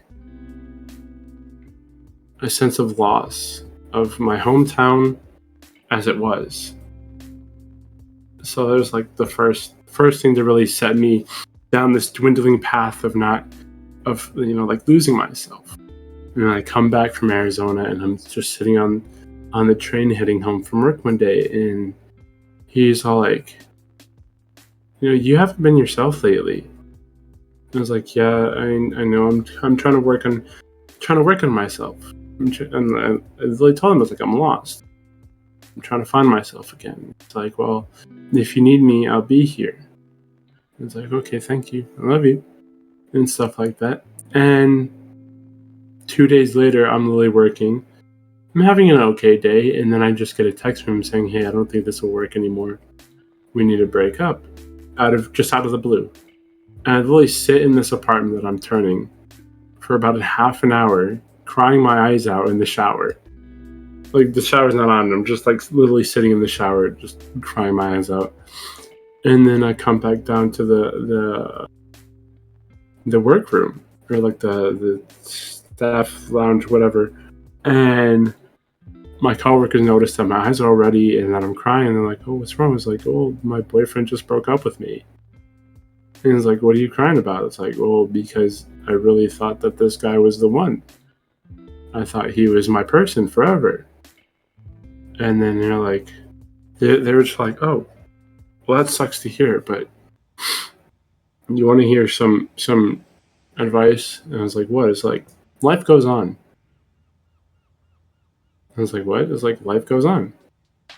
Whether you lose someone or you gain someone, life goes on." I was like, "Well, what am I supposed to do about it?" I was like, "Just keep living." And so that's when, that's coming to the end of my probation. I end up losing my apartment, losing everything, and stuff like that. And there's just more shit piling on top of my list that's just weighing me down. I literally lost hometown, lost myself, lost my boyfriend, lost my job, lost my apartment, and then I lose my home state, have to move all the way out to Pennsylvania and deal with it all by myself. It was probably the worst thing to ever endure in my life.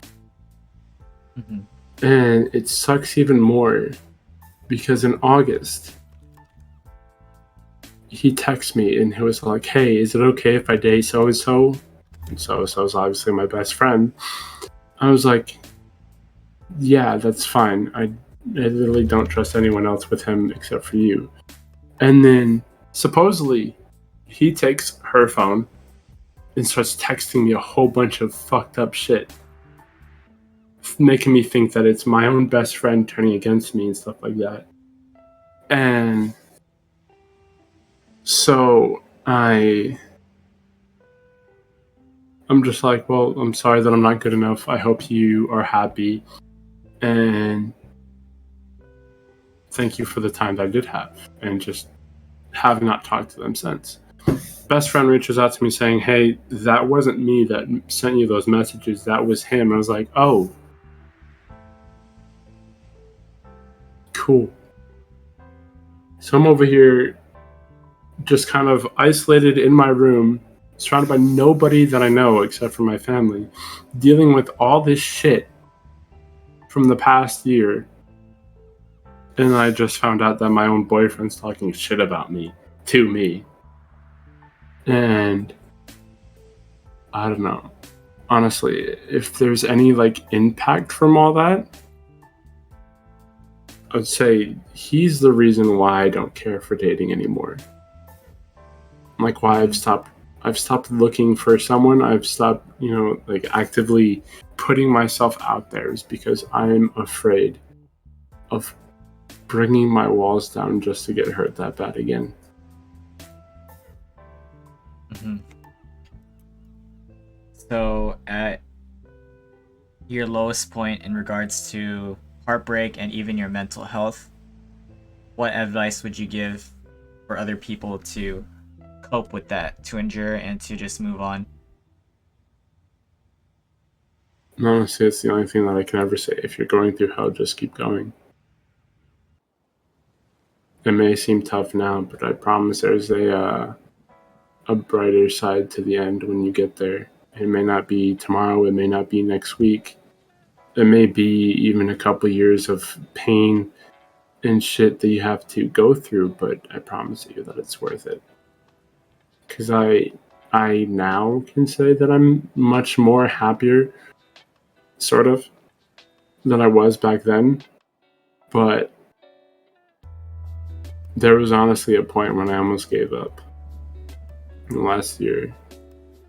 But that was kind of around the time when I started finding like Twitch and finding a new passion in things. Mm-hmm. I found a new passion in living, and I just stuck with it. Very nice. So as of now, what are your current goals and aspirations in life? As of now, I wanna work on streaming, but I can't stream now, Mm-hmm. and I don't know how long it's gonna be until I stream, because with the whole news of me, losing my job, I'm thinking about going back to trade school. And the only downside about that is I'm not going to have my PC, which means I'm not going to be able to game or stream as much, or stream at all, actually. Now that I think about it, I'm not going to be able to do all these things that I love the most, but it's something that I can look forward to once I finish gaming, and hopefully I'll be back and better than ever. Mm-hmm. And I don't know when this change is going to happen. But no, my passion right now is just Twitch, and I'm kind of looking at like I want to start getting into like voice acting and radio hosting. That's where my interests have been, like as of now. All right. So what travels have you done already, and where do you want to go in the future? My travels. Let's see.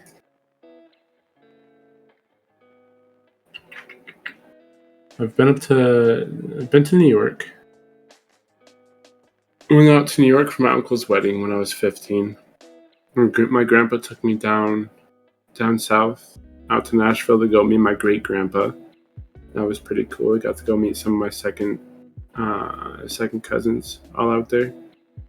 It was pretty cool to meet my great grandpa too, because he was a Freemason back in his day. His house was one of the most important houses in Memphis, I believe, because it was the house that like Martin Luther King Jr. got to have his meetings in. There was like big meetings with big people fighting for causes for the future, like my future, for like Black lives and stuff like that. You had like Martin Luther King Jr. in there. You had the whole King family came around and stuff like that. You had Malcolm X coming around. You had a whole bunch of just monumental people in this house. And I got to walk in this house with pride of my ancestors on my shoulders. I got to, read some of the things that Martin Luther King has read. I got to experience history in front of me just through one house itself. That was probably the best place that I've ever been. I've been to New York, been to Memphis, Nashville, Illinois. Been to the Bean more times than I can count.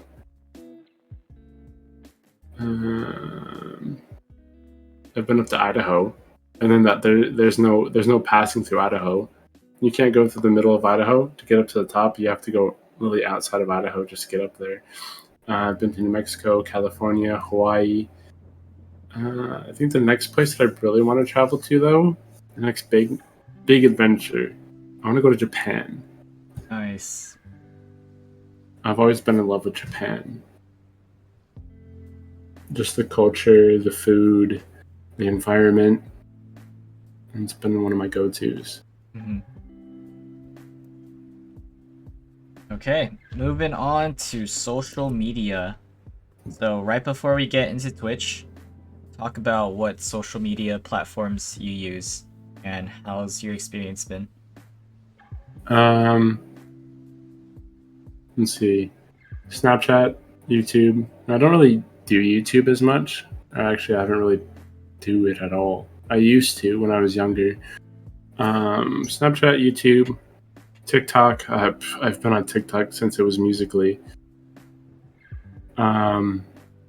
Twitter, Facebook, Instagram.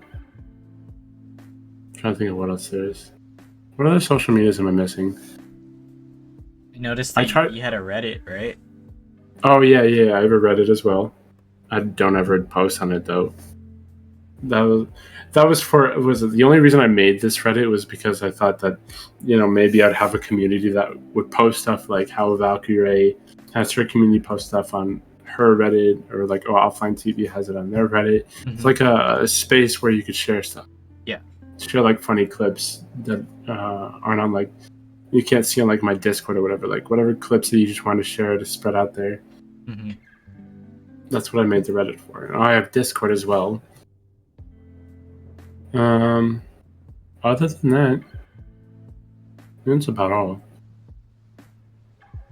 Pretty active in TikTok, right? I used to be active in TikTok. I haven't really posted anything in the past year, only because I've been so busy with working. But with the free time that I have, I might as well get back into it. Mm-hmm. Okay, now we talk about Twitch. Woohoo! So, let's talk about the introduction. How did you find out about Twitch, and what actually got you into streaming? Twitch. Where do I start with? I'm trying to think of like the first person who I really started watching on Twitch. I think it was Pokimane. I think it was at the time I was getting like bored of YouTube, and I just started. I was in Discord before I was in Twitch. Mm-hmm. I don't remember why I joined Discord. I just kind of gravitated towards it, and then I got surrounded by a couple like streamer people who streamed on the side or whatever. Didn't make such a big deal out of it. I was like, oh, cool. It's Twitch seems pretty cool. And then what was it?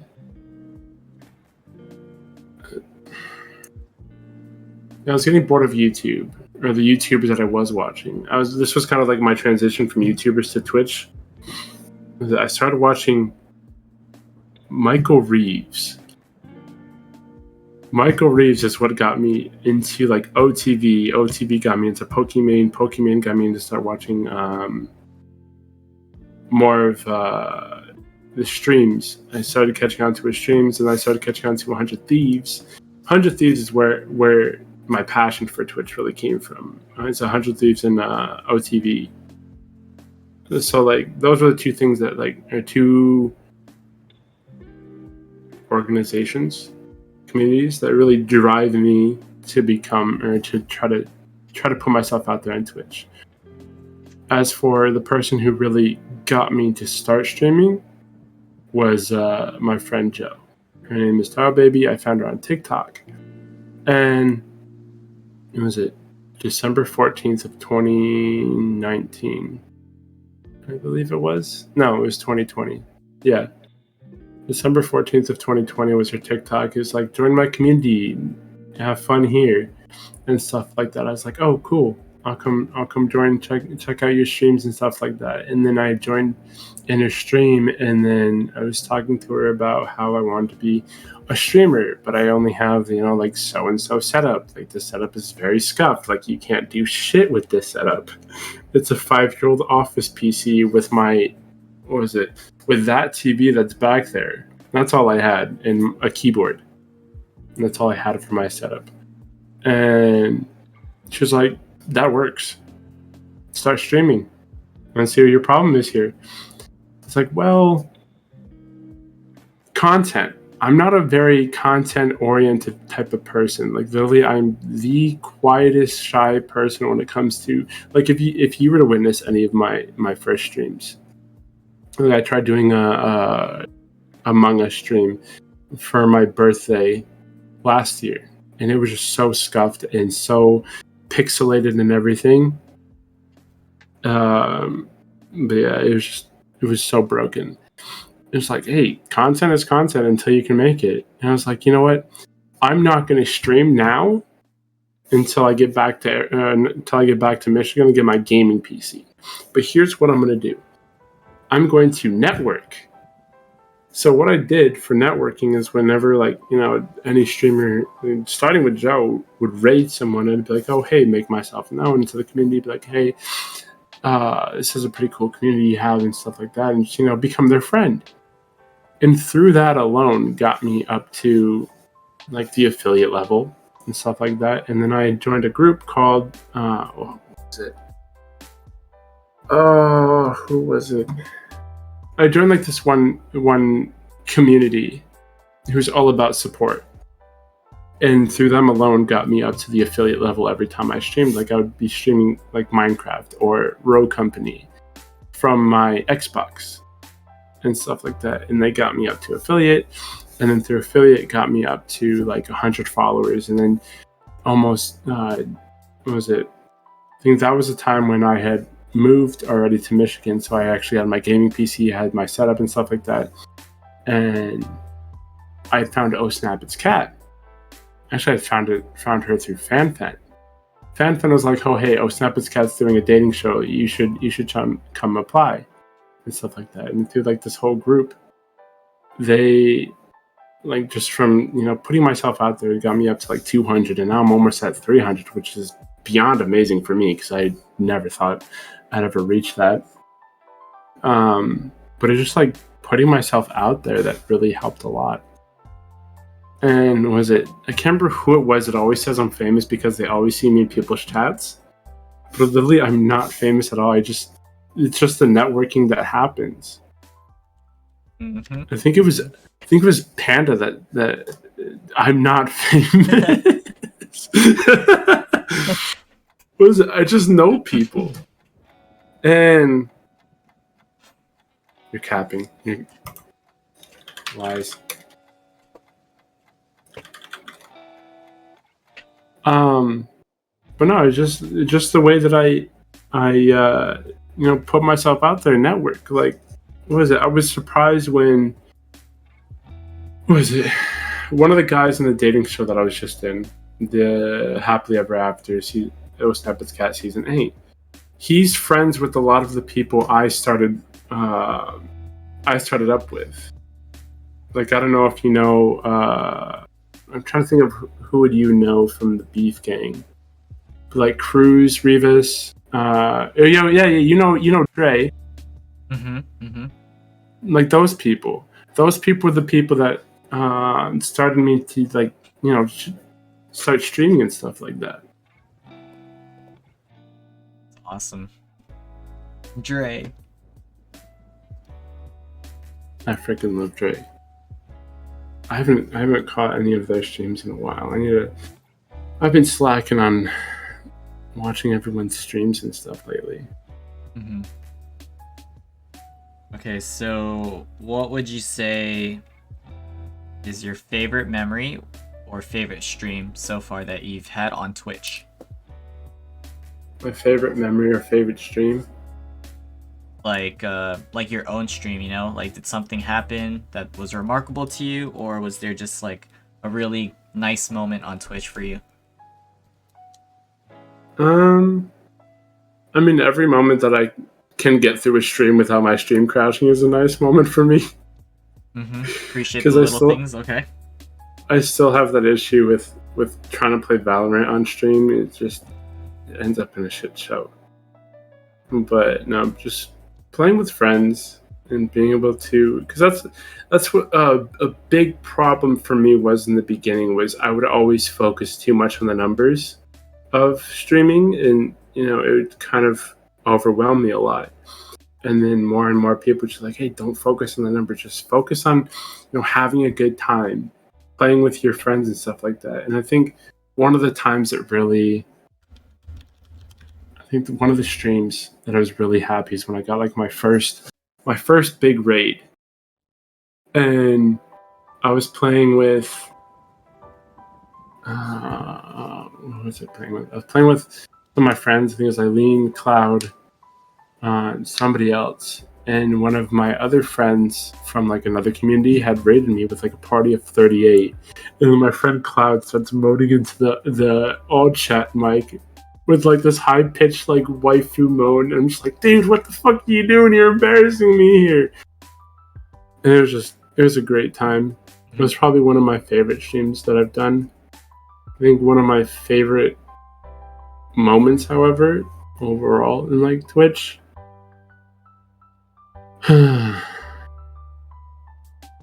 Does it have to be like something that I was a part of, or does it just like have to be like a moment that I've witnessed? Yeah, overall? It could be a witness too. My favorite moment has to be, was it not too long ago actually? I was watching Leah Samurai's. This is what makes me happy about a good community. I was watching Leah Samurai's stream, and in the beginning of the stream, because I'd caught the beginning before I went to bed and woke up, and she was still on live. In the beginning of the stream, she's like, "Yeah, big announcement. I'm not going to be able to make it to HRTC ahead in the clouds because of arrangements falling through and stuff like that." And then I was like, "Oh, that sucks. I wish I could help," and stuff like that. And I go to bed, and I wake up, and she's crying on stream. I was like, "Wait, what just happened? I don't know what's going on right now."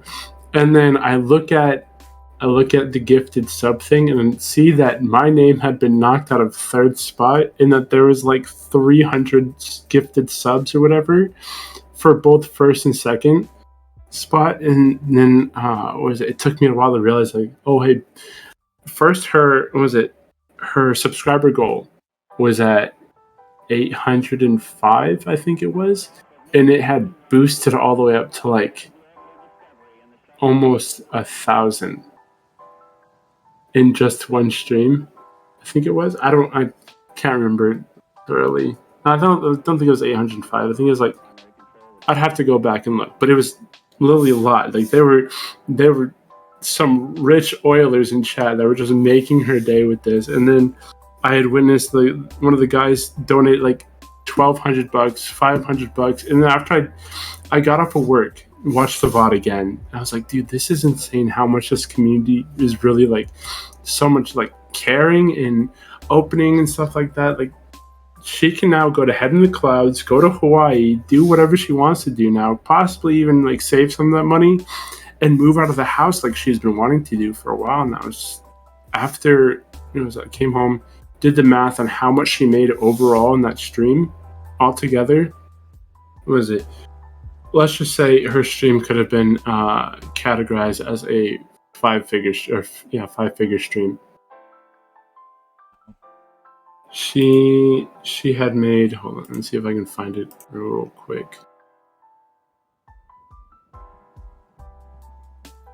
because I did the math and I posted it somewhere. I think she had made about like $6,000 just from one stream.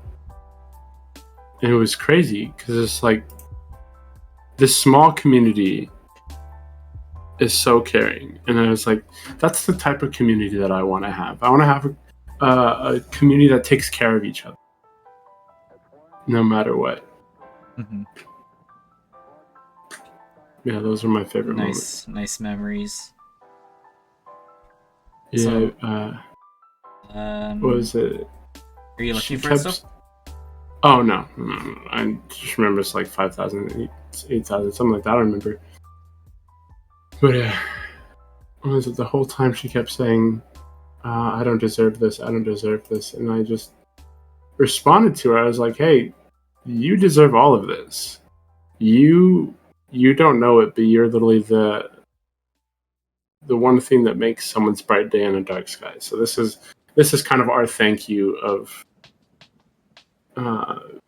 being who you are, pretty much. I made like a whole post about it on Twitter. Very nice. All right, let's talk about how Twitch has impacted you personally. Well, like I was saying, changed you? Like I was saying earlier, like with me losing just about everything, I found Twitch as like a new passion, something to work for. Because I didn't, throughout like the whole time of me, just kind of walloping in my own, self-pity or whatever, I didn't have anything to work towards.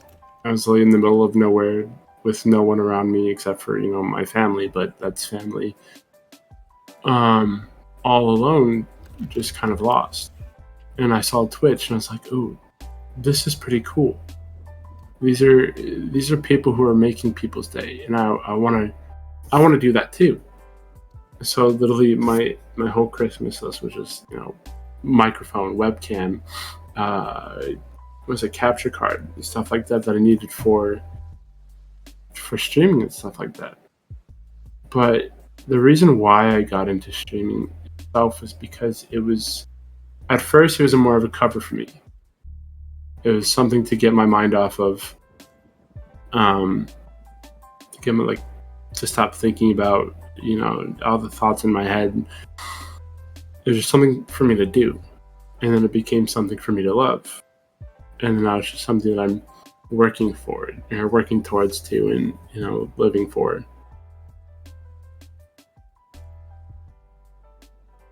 Okay.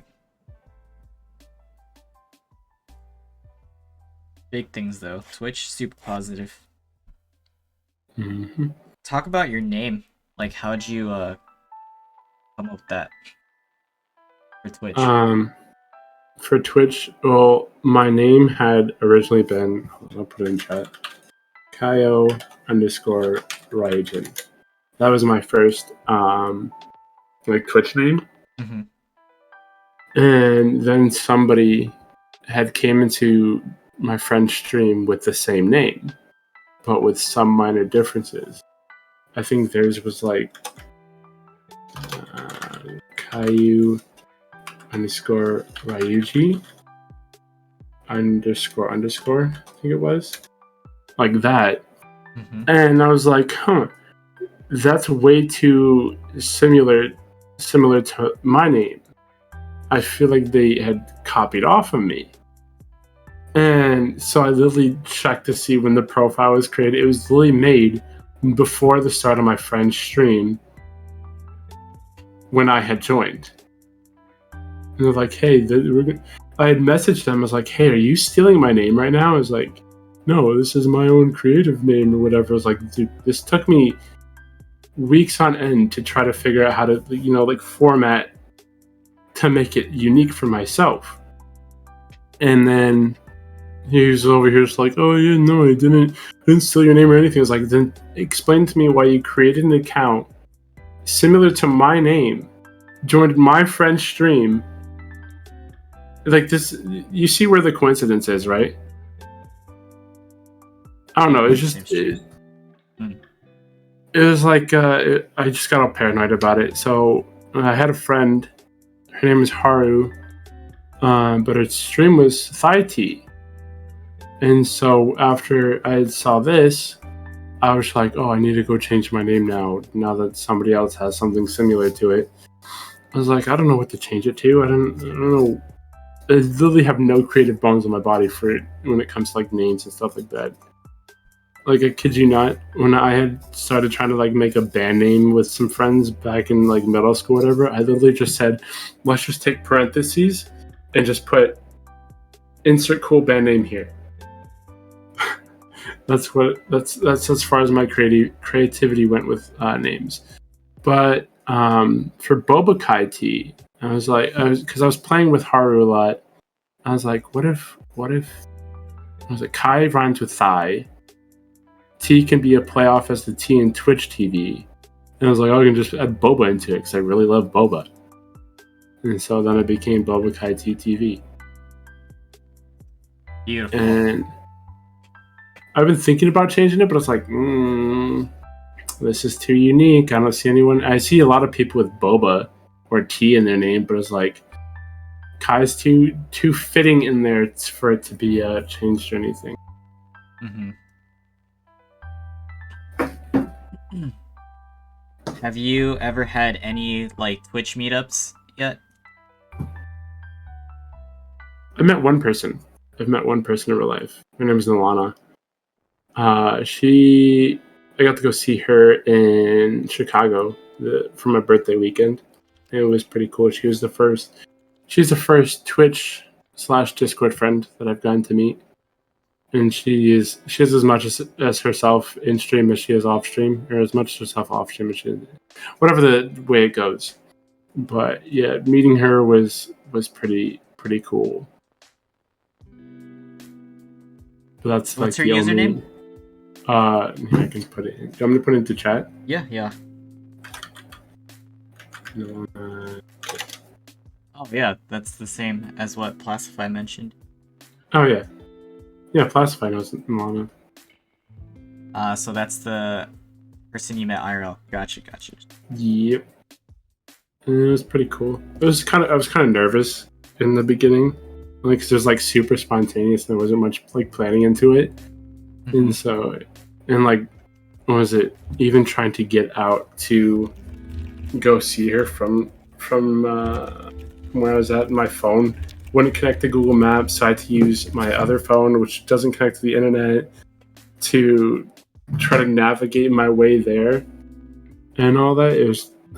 It took such a long time to get out there. Even if it was like literally only like a half an hour drive just to get out there, and it took probably about an hour and a half. But yeah, it was super fun, and I can't wait to move out to Chicago to go hang out with her more and more of the other people that I know of in Chicago. Very nice. Okay, so you gave some advice, but I just want to hear what you fully have to say. But what advice would you give to those who are trying to grow on Twitch, or are just trying to, get somewhere in general, start streaming? One of the biggest things that I always tell people is to write on their mirror, not with permanent marker. I tell them, put it in chat, attitude equals achievements. I always tell them to write that on the mirror and look at it every morning, and like look at it every night. What I mean by attitude equals achievements is you can have good attitude, have good achievements, but you can't have good achievements from a bad attitude. It just doesn't fit.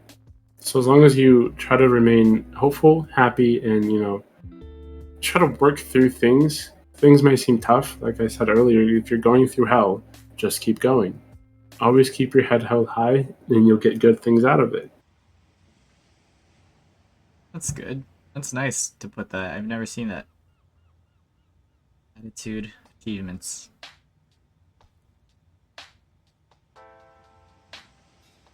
Okay, so because you play Valorant, Just a few questions in regards to Valorant.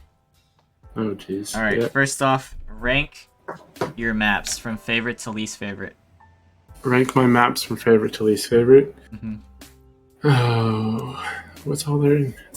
Split. Split's my number one favorite, especially when I'm playing Phoenix. Haven. I can play Sage, Sova, or Phoenix, which is like my top 3 agents.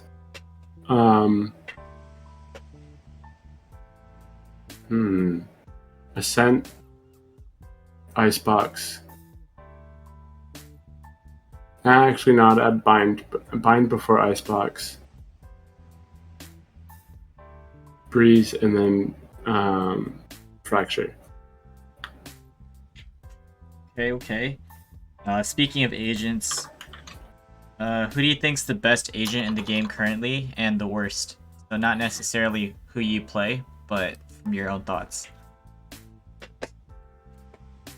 I feel like KO is underappreciated a lot. Like, he's such a good agent, but people, I don't know, people don't really care for him as much. He can, he's got that. For me, honestly, KO has that old type of feel, which is the reason why he was made in the first place. The creators wanted to bring a little bit of that old school, like FPS to Valorant, and that's what they did with KO. They gave him a flashbang. They gave him, grenade. They gave him information, stuff like that. Stuff that you can get from like, I don't know.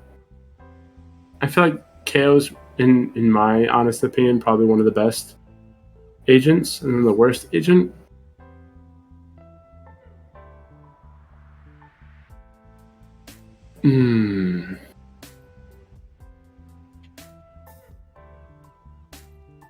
I don't know.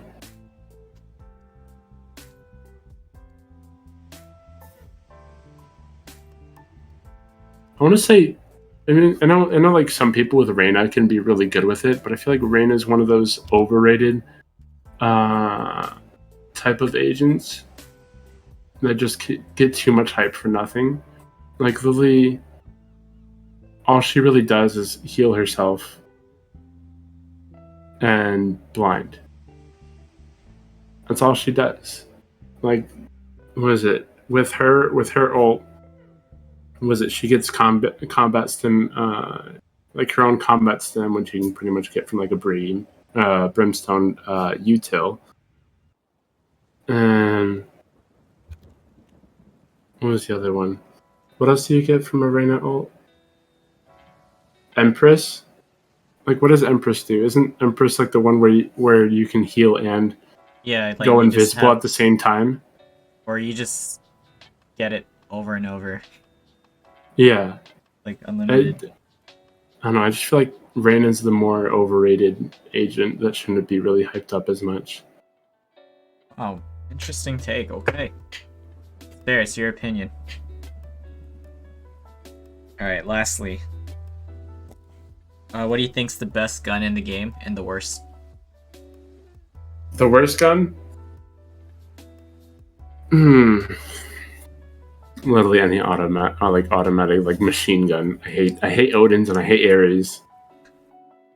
Yeah, I used to say snipers were the worst gun because I absolutely hated getting wrecked by them all the time. But I've found my way with snipers. Judges, I hate just as much as machine guns. Those things are annoying.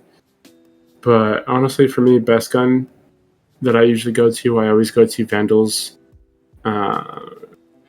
My go-to is always Sheriffs, Spectres, Vandals, Marshals. Okay. Nice. Coming down to the last few questions before we close things off. Tell us, what are your biggest pet peeves? My biggest pet peeves. People wasting my time. And, people that think they're, like, so full of themselves. Like, that's honestly one of the things that pisses me off the most, especially playing Valorant, is people who will sit there and like talk shit on their teammates, but they're not even doing that well themselves, and will like degrade the whole team just to make them feel bad and shit like that, and then eventually end up throwing the game because they think they're top shit and can take on the whole team by themselves. That's a good one. Wasting time. And that negativity in Val. Yeah. How about your greatest fears? My greatest fears? Being alone. That is literally my biggest fear, is just being alone. Not having anyone around. How about, what do you think personally is your best trait or skill? So you specifically. Adaptability. I don't have to say my adaptability is probably like my best trait or skill. Like throughout Twitch, I've been able to like fit into, like you know how easy it was for me to just like come into like your community, mostly because it's a community that I already know of my own, and just feel like I not really get that feeling that I don't belong here, but I can like kind of fit in well here. Yeah. I can do that in multiple communities. Like some communities will be like all joking and serious, or joking and like dark humor and stuff like that, and then there's some communities will be like the serious, lighthearted type of people. I'm like, oh hey, this is a serious group, fit in. I can just go in between all of them if I really wanted to.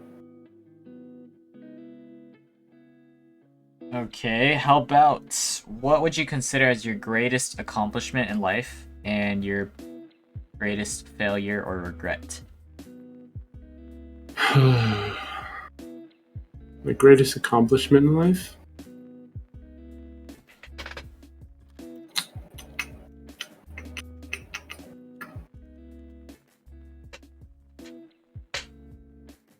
I don't know. I don't think I have any big accomplishments yet. I think, well, getting my GED for one is an okay accomplishment for me, I guess. I mean, I finally finished school. I don't have to deal with that anymore, but I'm most likely going to have to get back into school anyways. Eventually, which is going to suck. But the greatest accomplishment, I think I'd probably say getting to break out of the shell that I lived in for so long. I used to be so quiet and so reserved, and I honestly wouldn't have made it this far how I was before. Big things. So that's your greatest accomplishment? Yeah. And then my worst regret? Probably not taking everything for granted in school. I was kind of like the class clown a lot. I wasn't taking it seriously, and not communicating to the people that I should have been for the longest time.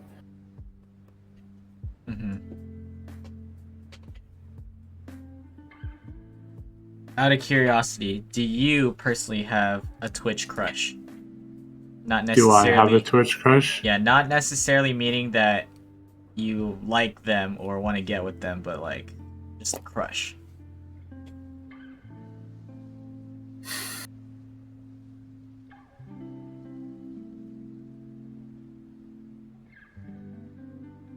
Yes. Don't stop there. Go ahead. No. I'm not going to say anything more. Obviously, that's classified. Is it good try though? Is it more than one? Maybe. Can we at least get one then? I can tell you that Coco Baby's one of them. Okay, yeah, Obviously. see, I don't even know who that is. There you go. But she's like an obvious crush. Wait, why is that? Why obvious? Because she's just, I don't know. She's just like an outgoing person. She's got that appeal to her that could literally just charm anyone. She's such a lovely person overall.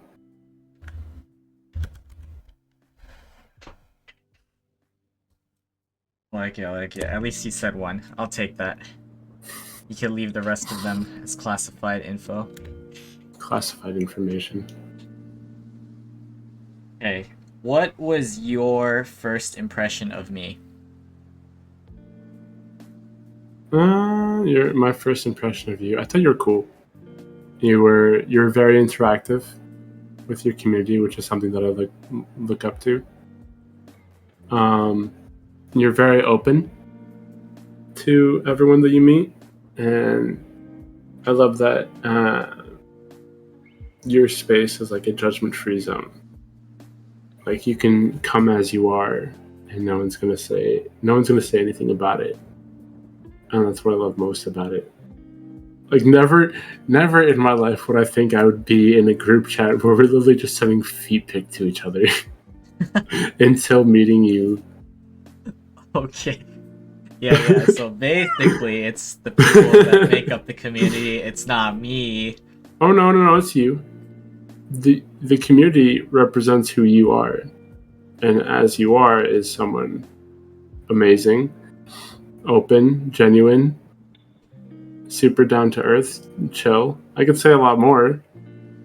Oh, I was just trying to defend myself in regards to the feet pics thing. Like that was them. Yeah.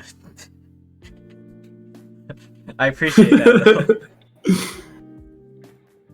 Yeah, but no, you and everyone I've met have literally been some of the greatest people I've met. And like greatest people to like change my life, change my view on things. Like the whole Twitch journey that I've had so far is absolutely amazing, and it's all thanks to everyone that I've met, everyone who's I've been able to associate with, everyone who I've been able to play with, and stuff like that.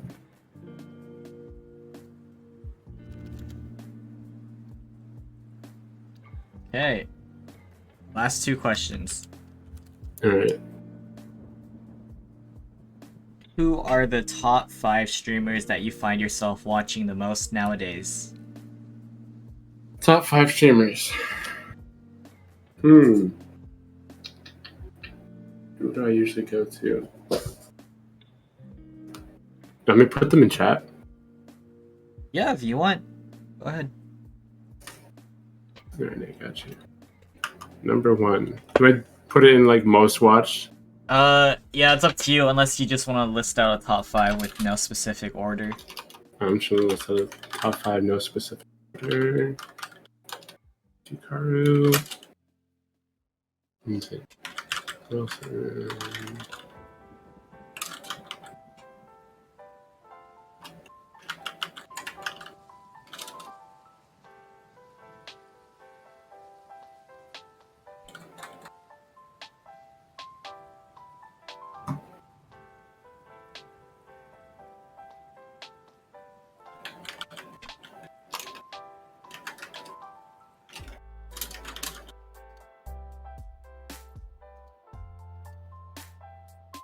There's one other person I used to watch a lot. I'm trying to think of who it was.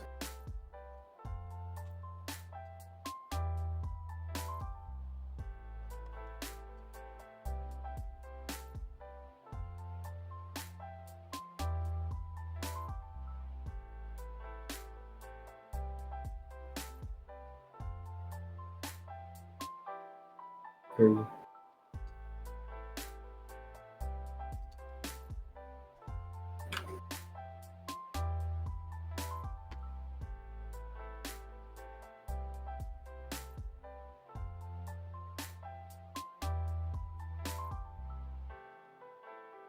oh,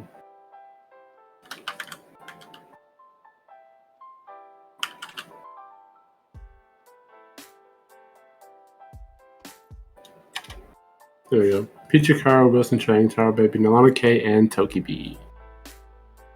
Oh shoot! Wait, so you know Sophia? Yeah. Wow. Okay. Good to know. Good to know. You know, a lot of famous people aside from my name. You know, damn. That's the top 5, guys. Okay, last question. So, using your connection, who would you like to see on this podcast, and why? Future guest. As a future guest.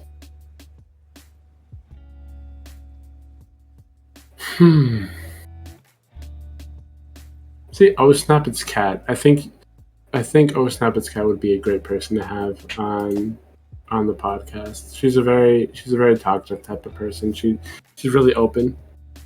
I think you would have a great time with her on your podcast as well. Oh snap! It's Cat. Yeah, I'll put it in chat as well. Ah, okay, okay. I'll definitely keep that in mind.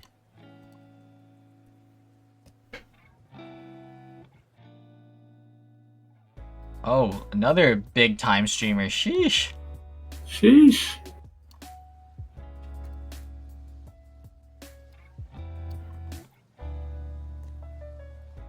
Oh yeah, there was actually one more question I forgot to ask you. Hold up, let me find it. Let me find it. Ah, no, you actually just answered it. Now that I realized it. What question was it? So, what exactly is Cat's Classroom, and how'd you get into that? Oh, Cat's Classroom is so Cat, when she's not streaming, is a teacher. So she, for her whole community, she sees it as like Miss K. She likes to think of us as like Cat's Classroom. So if you go into Discord, you get A+ students. You have this classroom. Her whole since she was partnered, she finally got to make her own team. So she decided to name it Cat's Classroom for all of her students that usually stick along and stuff like that. And what got me into Cat's Classroom was like, I don't know, my connection with Cat, I guess. Was I ended up being like a judge's favorite during my first run of Happily Ever After season 7, and was brought back into season 8. And I don't know,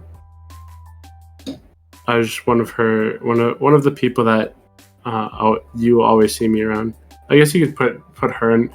I can't really say put her in the top 5 because she doesn't really stream as much anymore because she's been so busy with school. Yeah. But when she does get back to streaming, she'd definitely be in like my top 5. She hasn't been streaming much because of like moving in school and stuff and just life issues. Yeah. Got it. All right. Well, that was it for me. How are you feeling now? I'm feeling good. I'm gonna close this off for the YouTube segment, and then we'll just go with the flow. Has any more questions? Exactly, guys. If there's any curiosities, feel free to ask. Kai is almost an open book because he won't tell us who the other crushes are, but we're not gonna hold him accountable for that. Everyone's just doing some FMKs in chat. Well, there's no more questions then. Oh, do you want to end things off by singing a song? How did I know you were gonna say that? I mean, I guess if you want. Okay, let's do it. Pick one. What song do you want? No, you pick one. I don't know what song to sing. Oh, how about you do your favorite song? Or your current favorite song? Like Show Goes On. Let's see if there's any other song.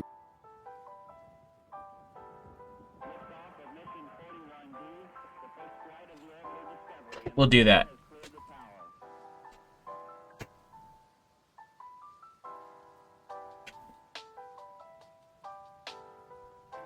Yeah, let's do an oldies.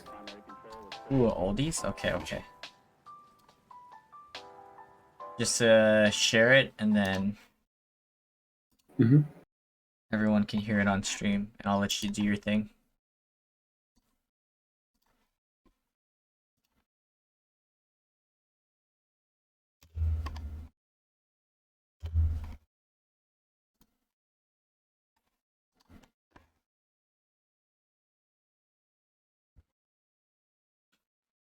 I don't know what to sing. I really don't.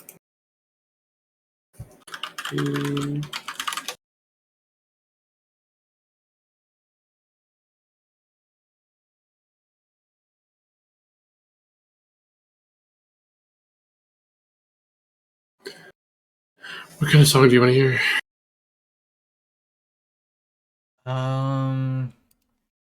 You could do Show Goes On. That's a hard one to do, though. Okay. Man, I forgot the first song that you've ever sang on stream.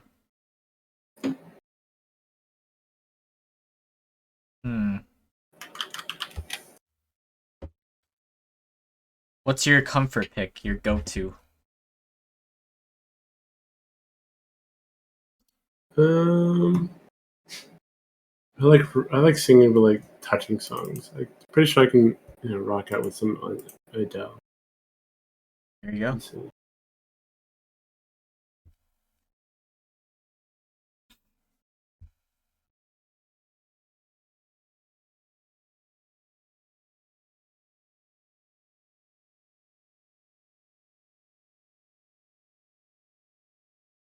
No. Here we go.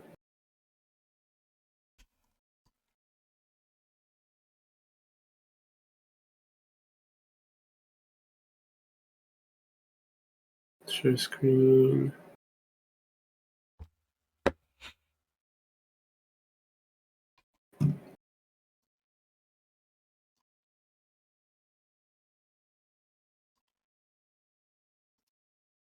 Ah, okay. Good. Can you hear it? You can hear it, yeah? The music? No. Oh, then I might have to stop streaming screen. Oh, here we go. There you go. Yeah, you're good. You're good. Can you hear now? Yes. I don't remember the lyrics much, or well, from this one.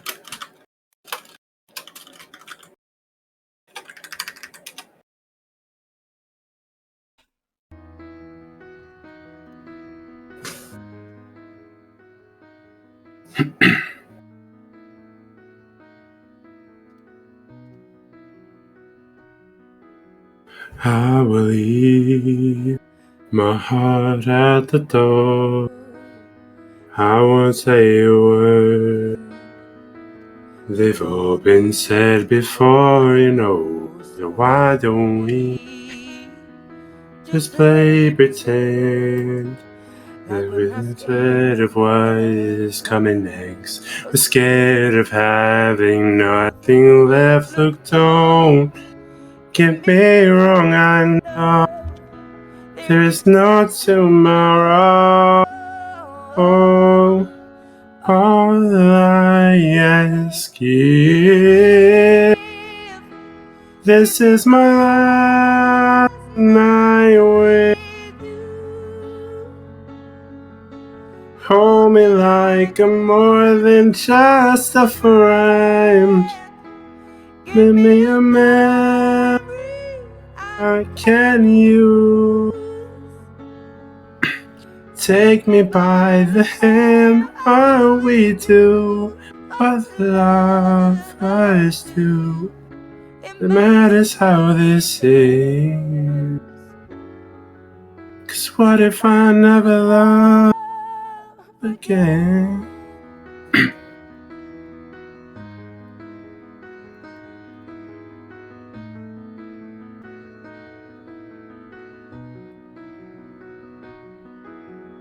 I believe your honesty. is already in your eyes. And I'm sure my eyes, they speak for me, and no one knows me like you do. And that's the only one that matters. Tell me, who do I run to? Look down. Get me wrong, I know there is no tomorrow.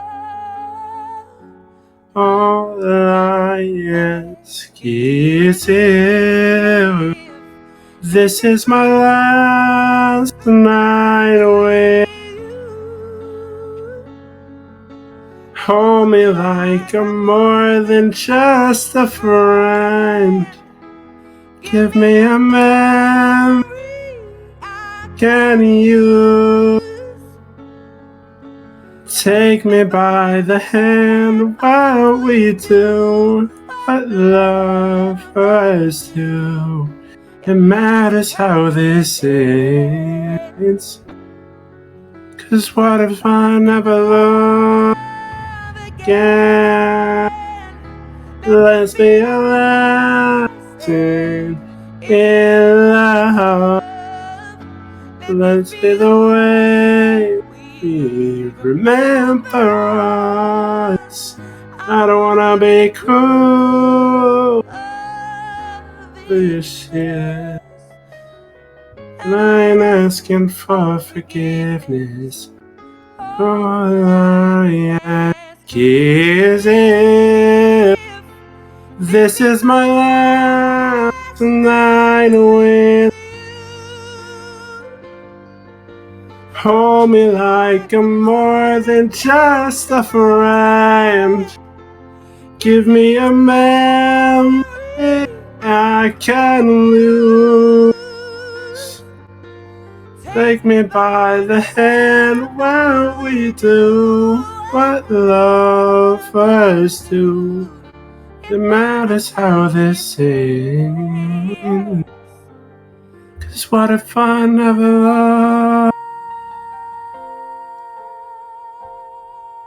again?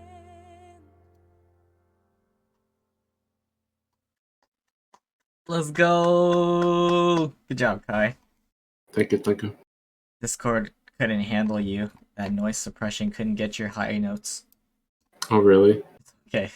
It's okay. We saw the emotion from your facial expression.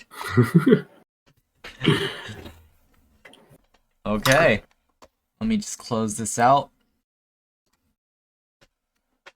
Alright, ladies and gentlemen, thank you so much for being a part of this podcast. This has been the Chang Game Podcast, episode 34, featuring Bobakaiteatv.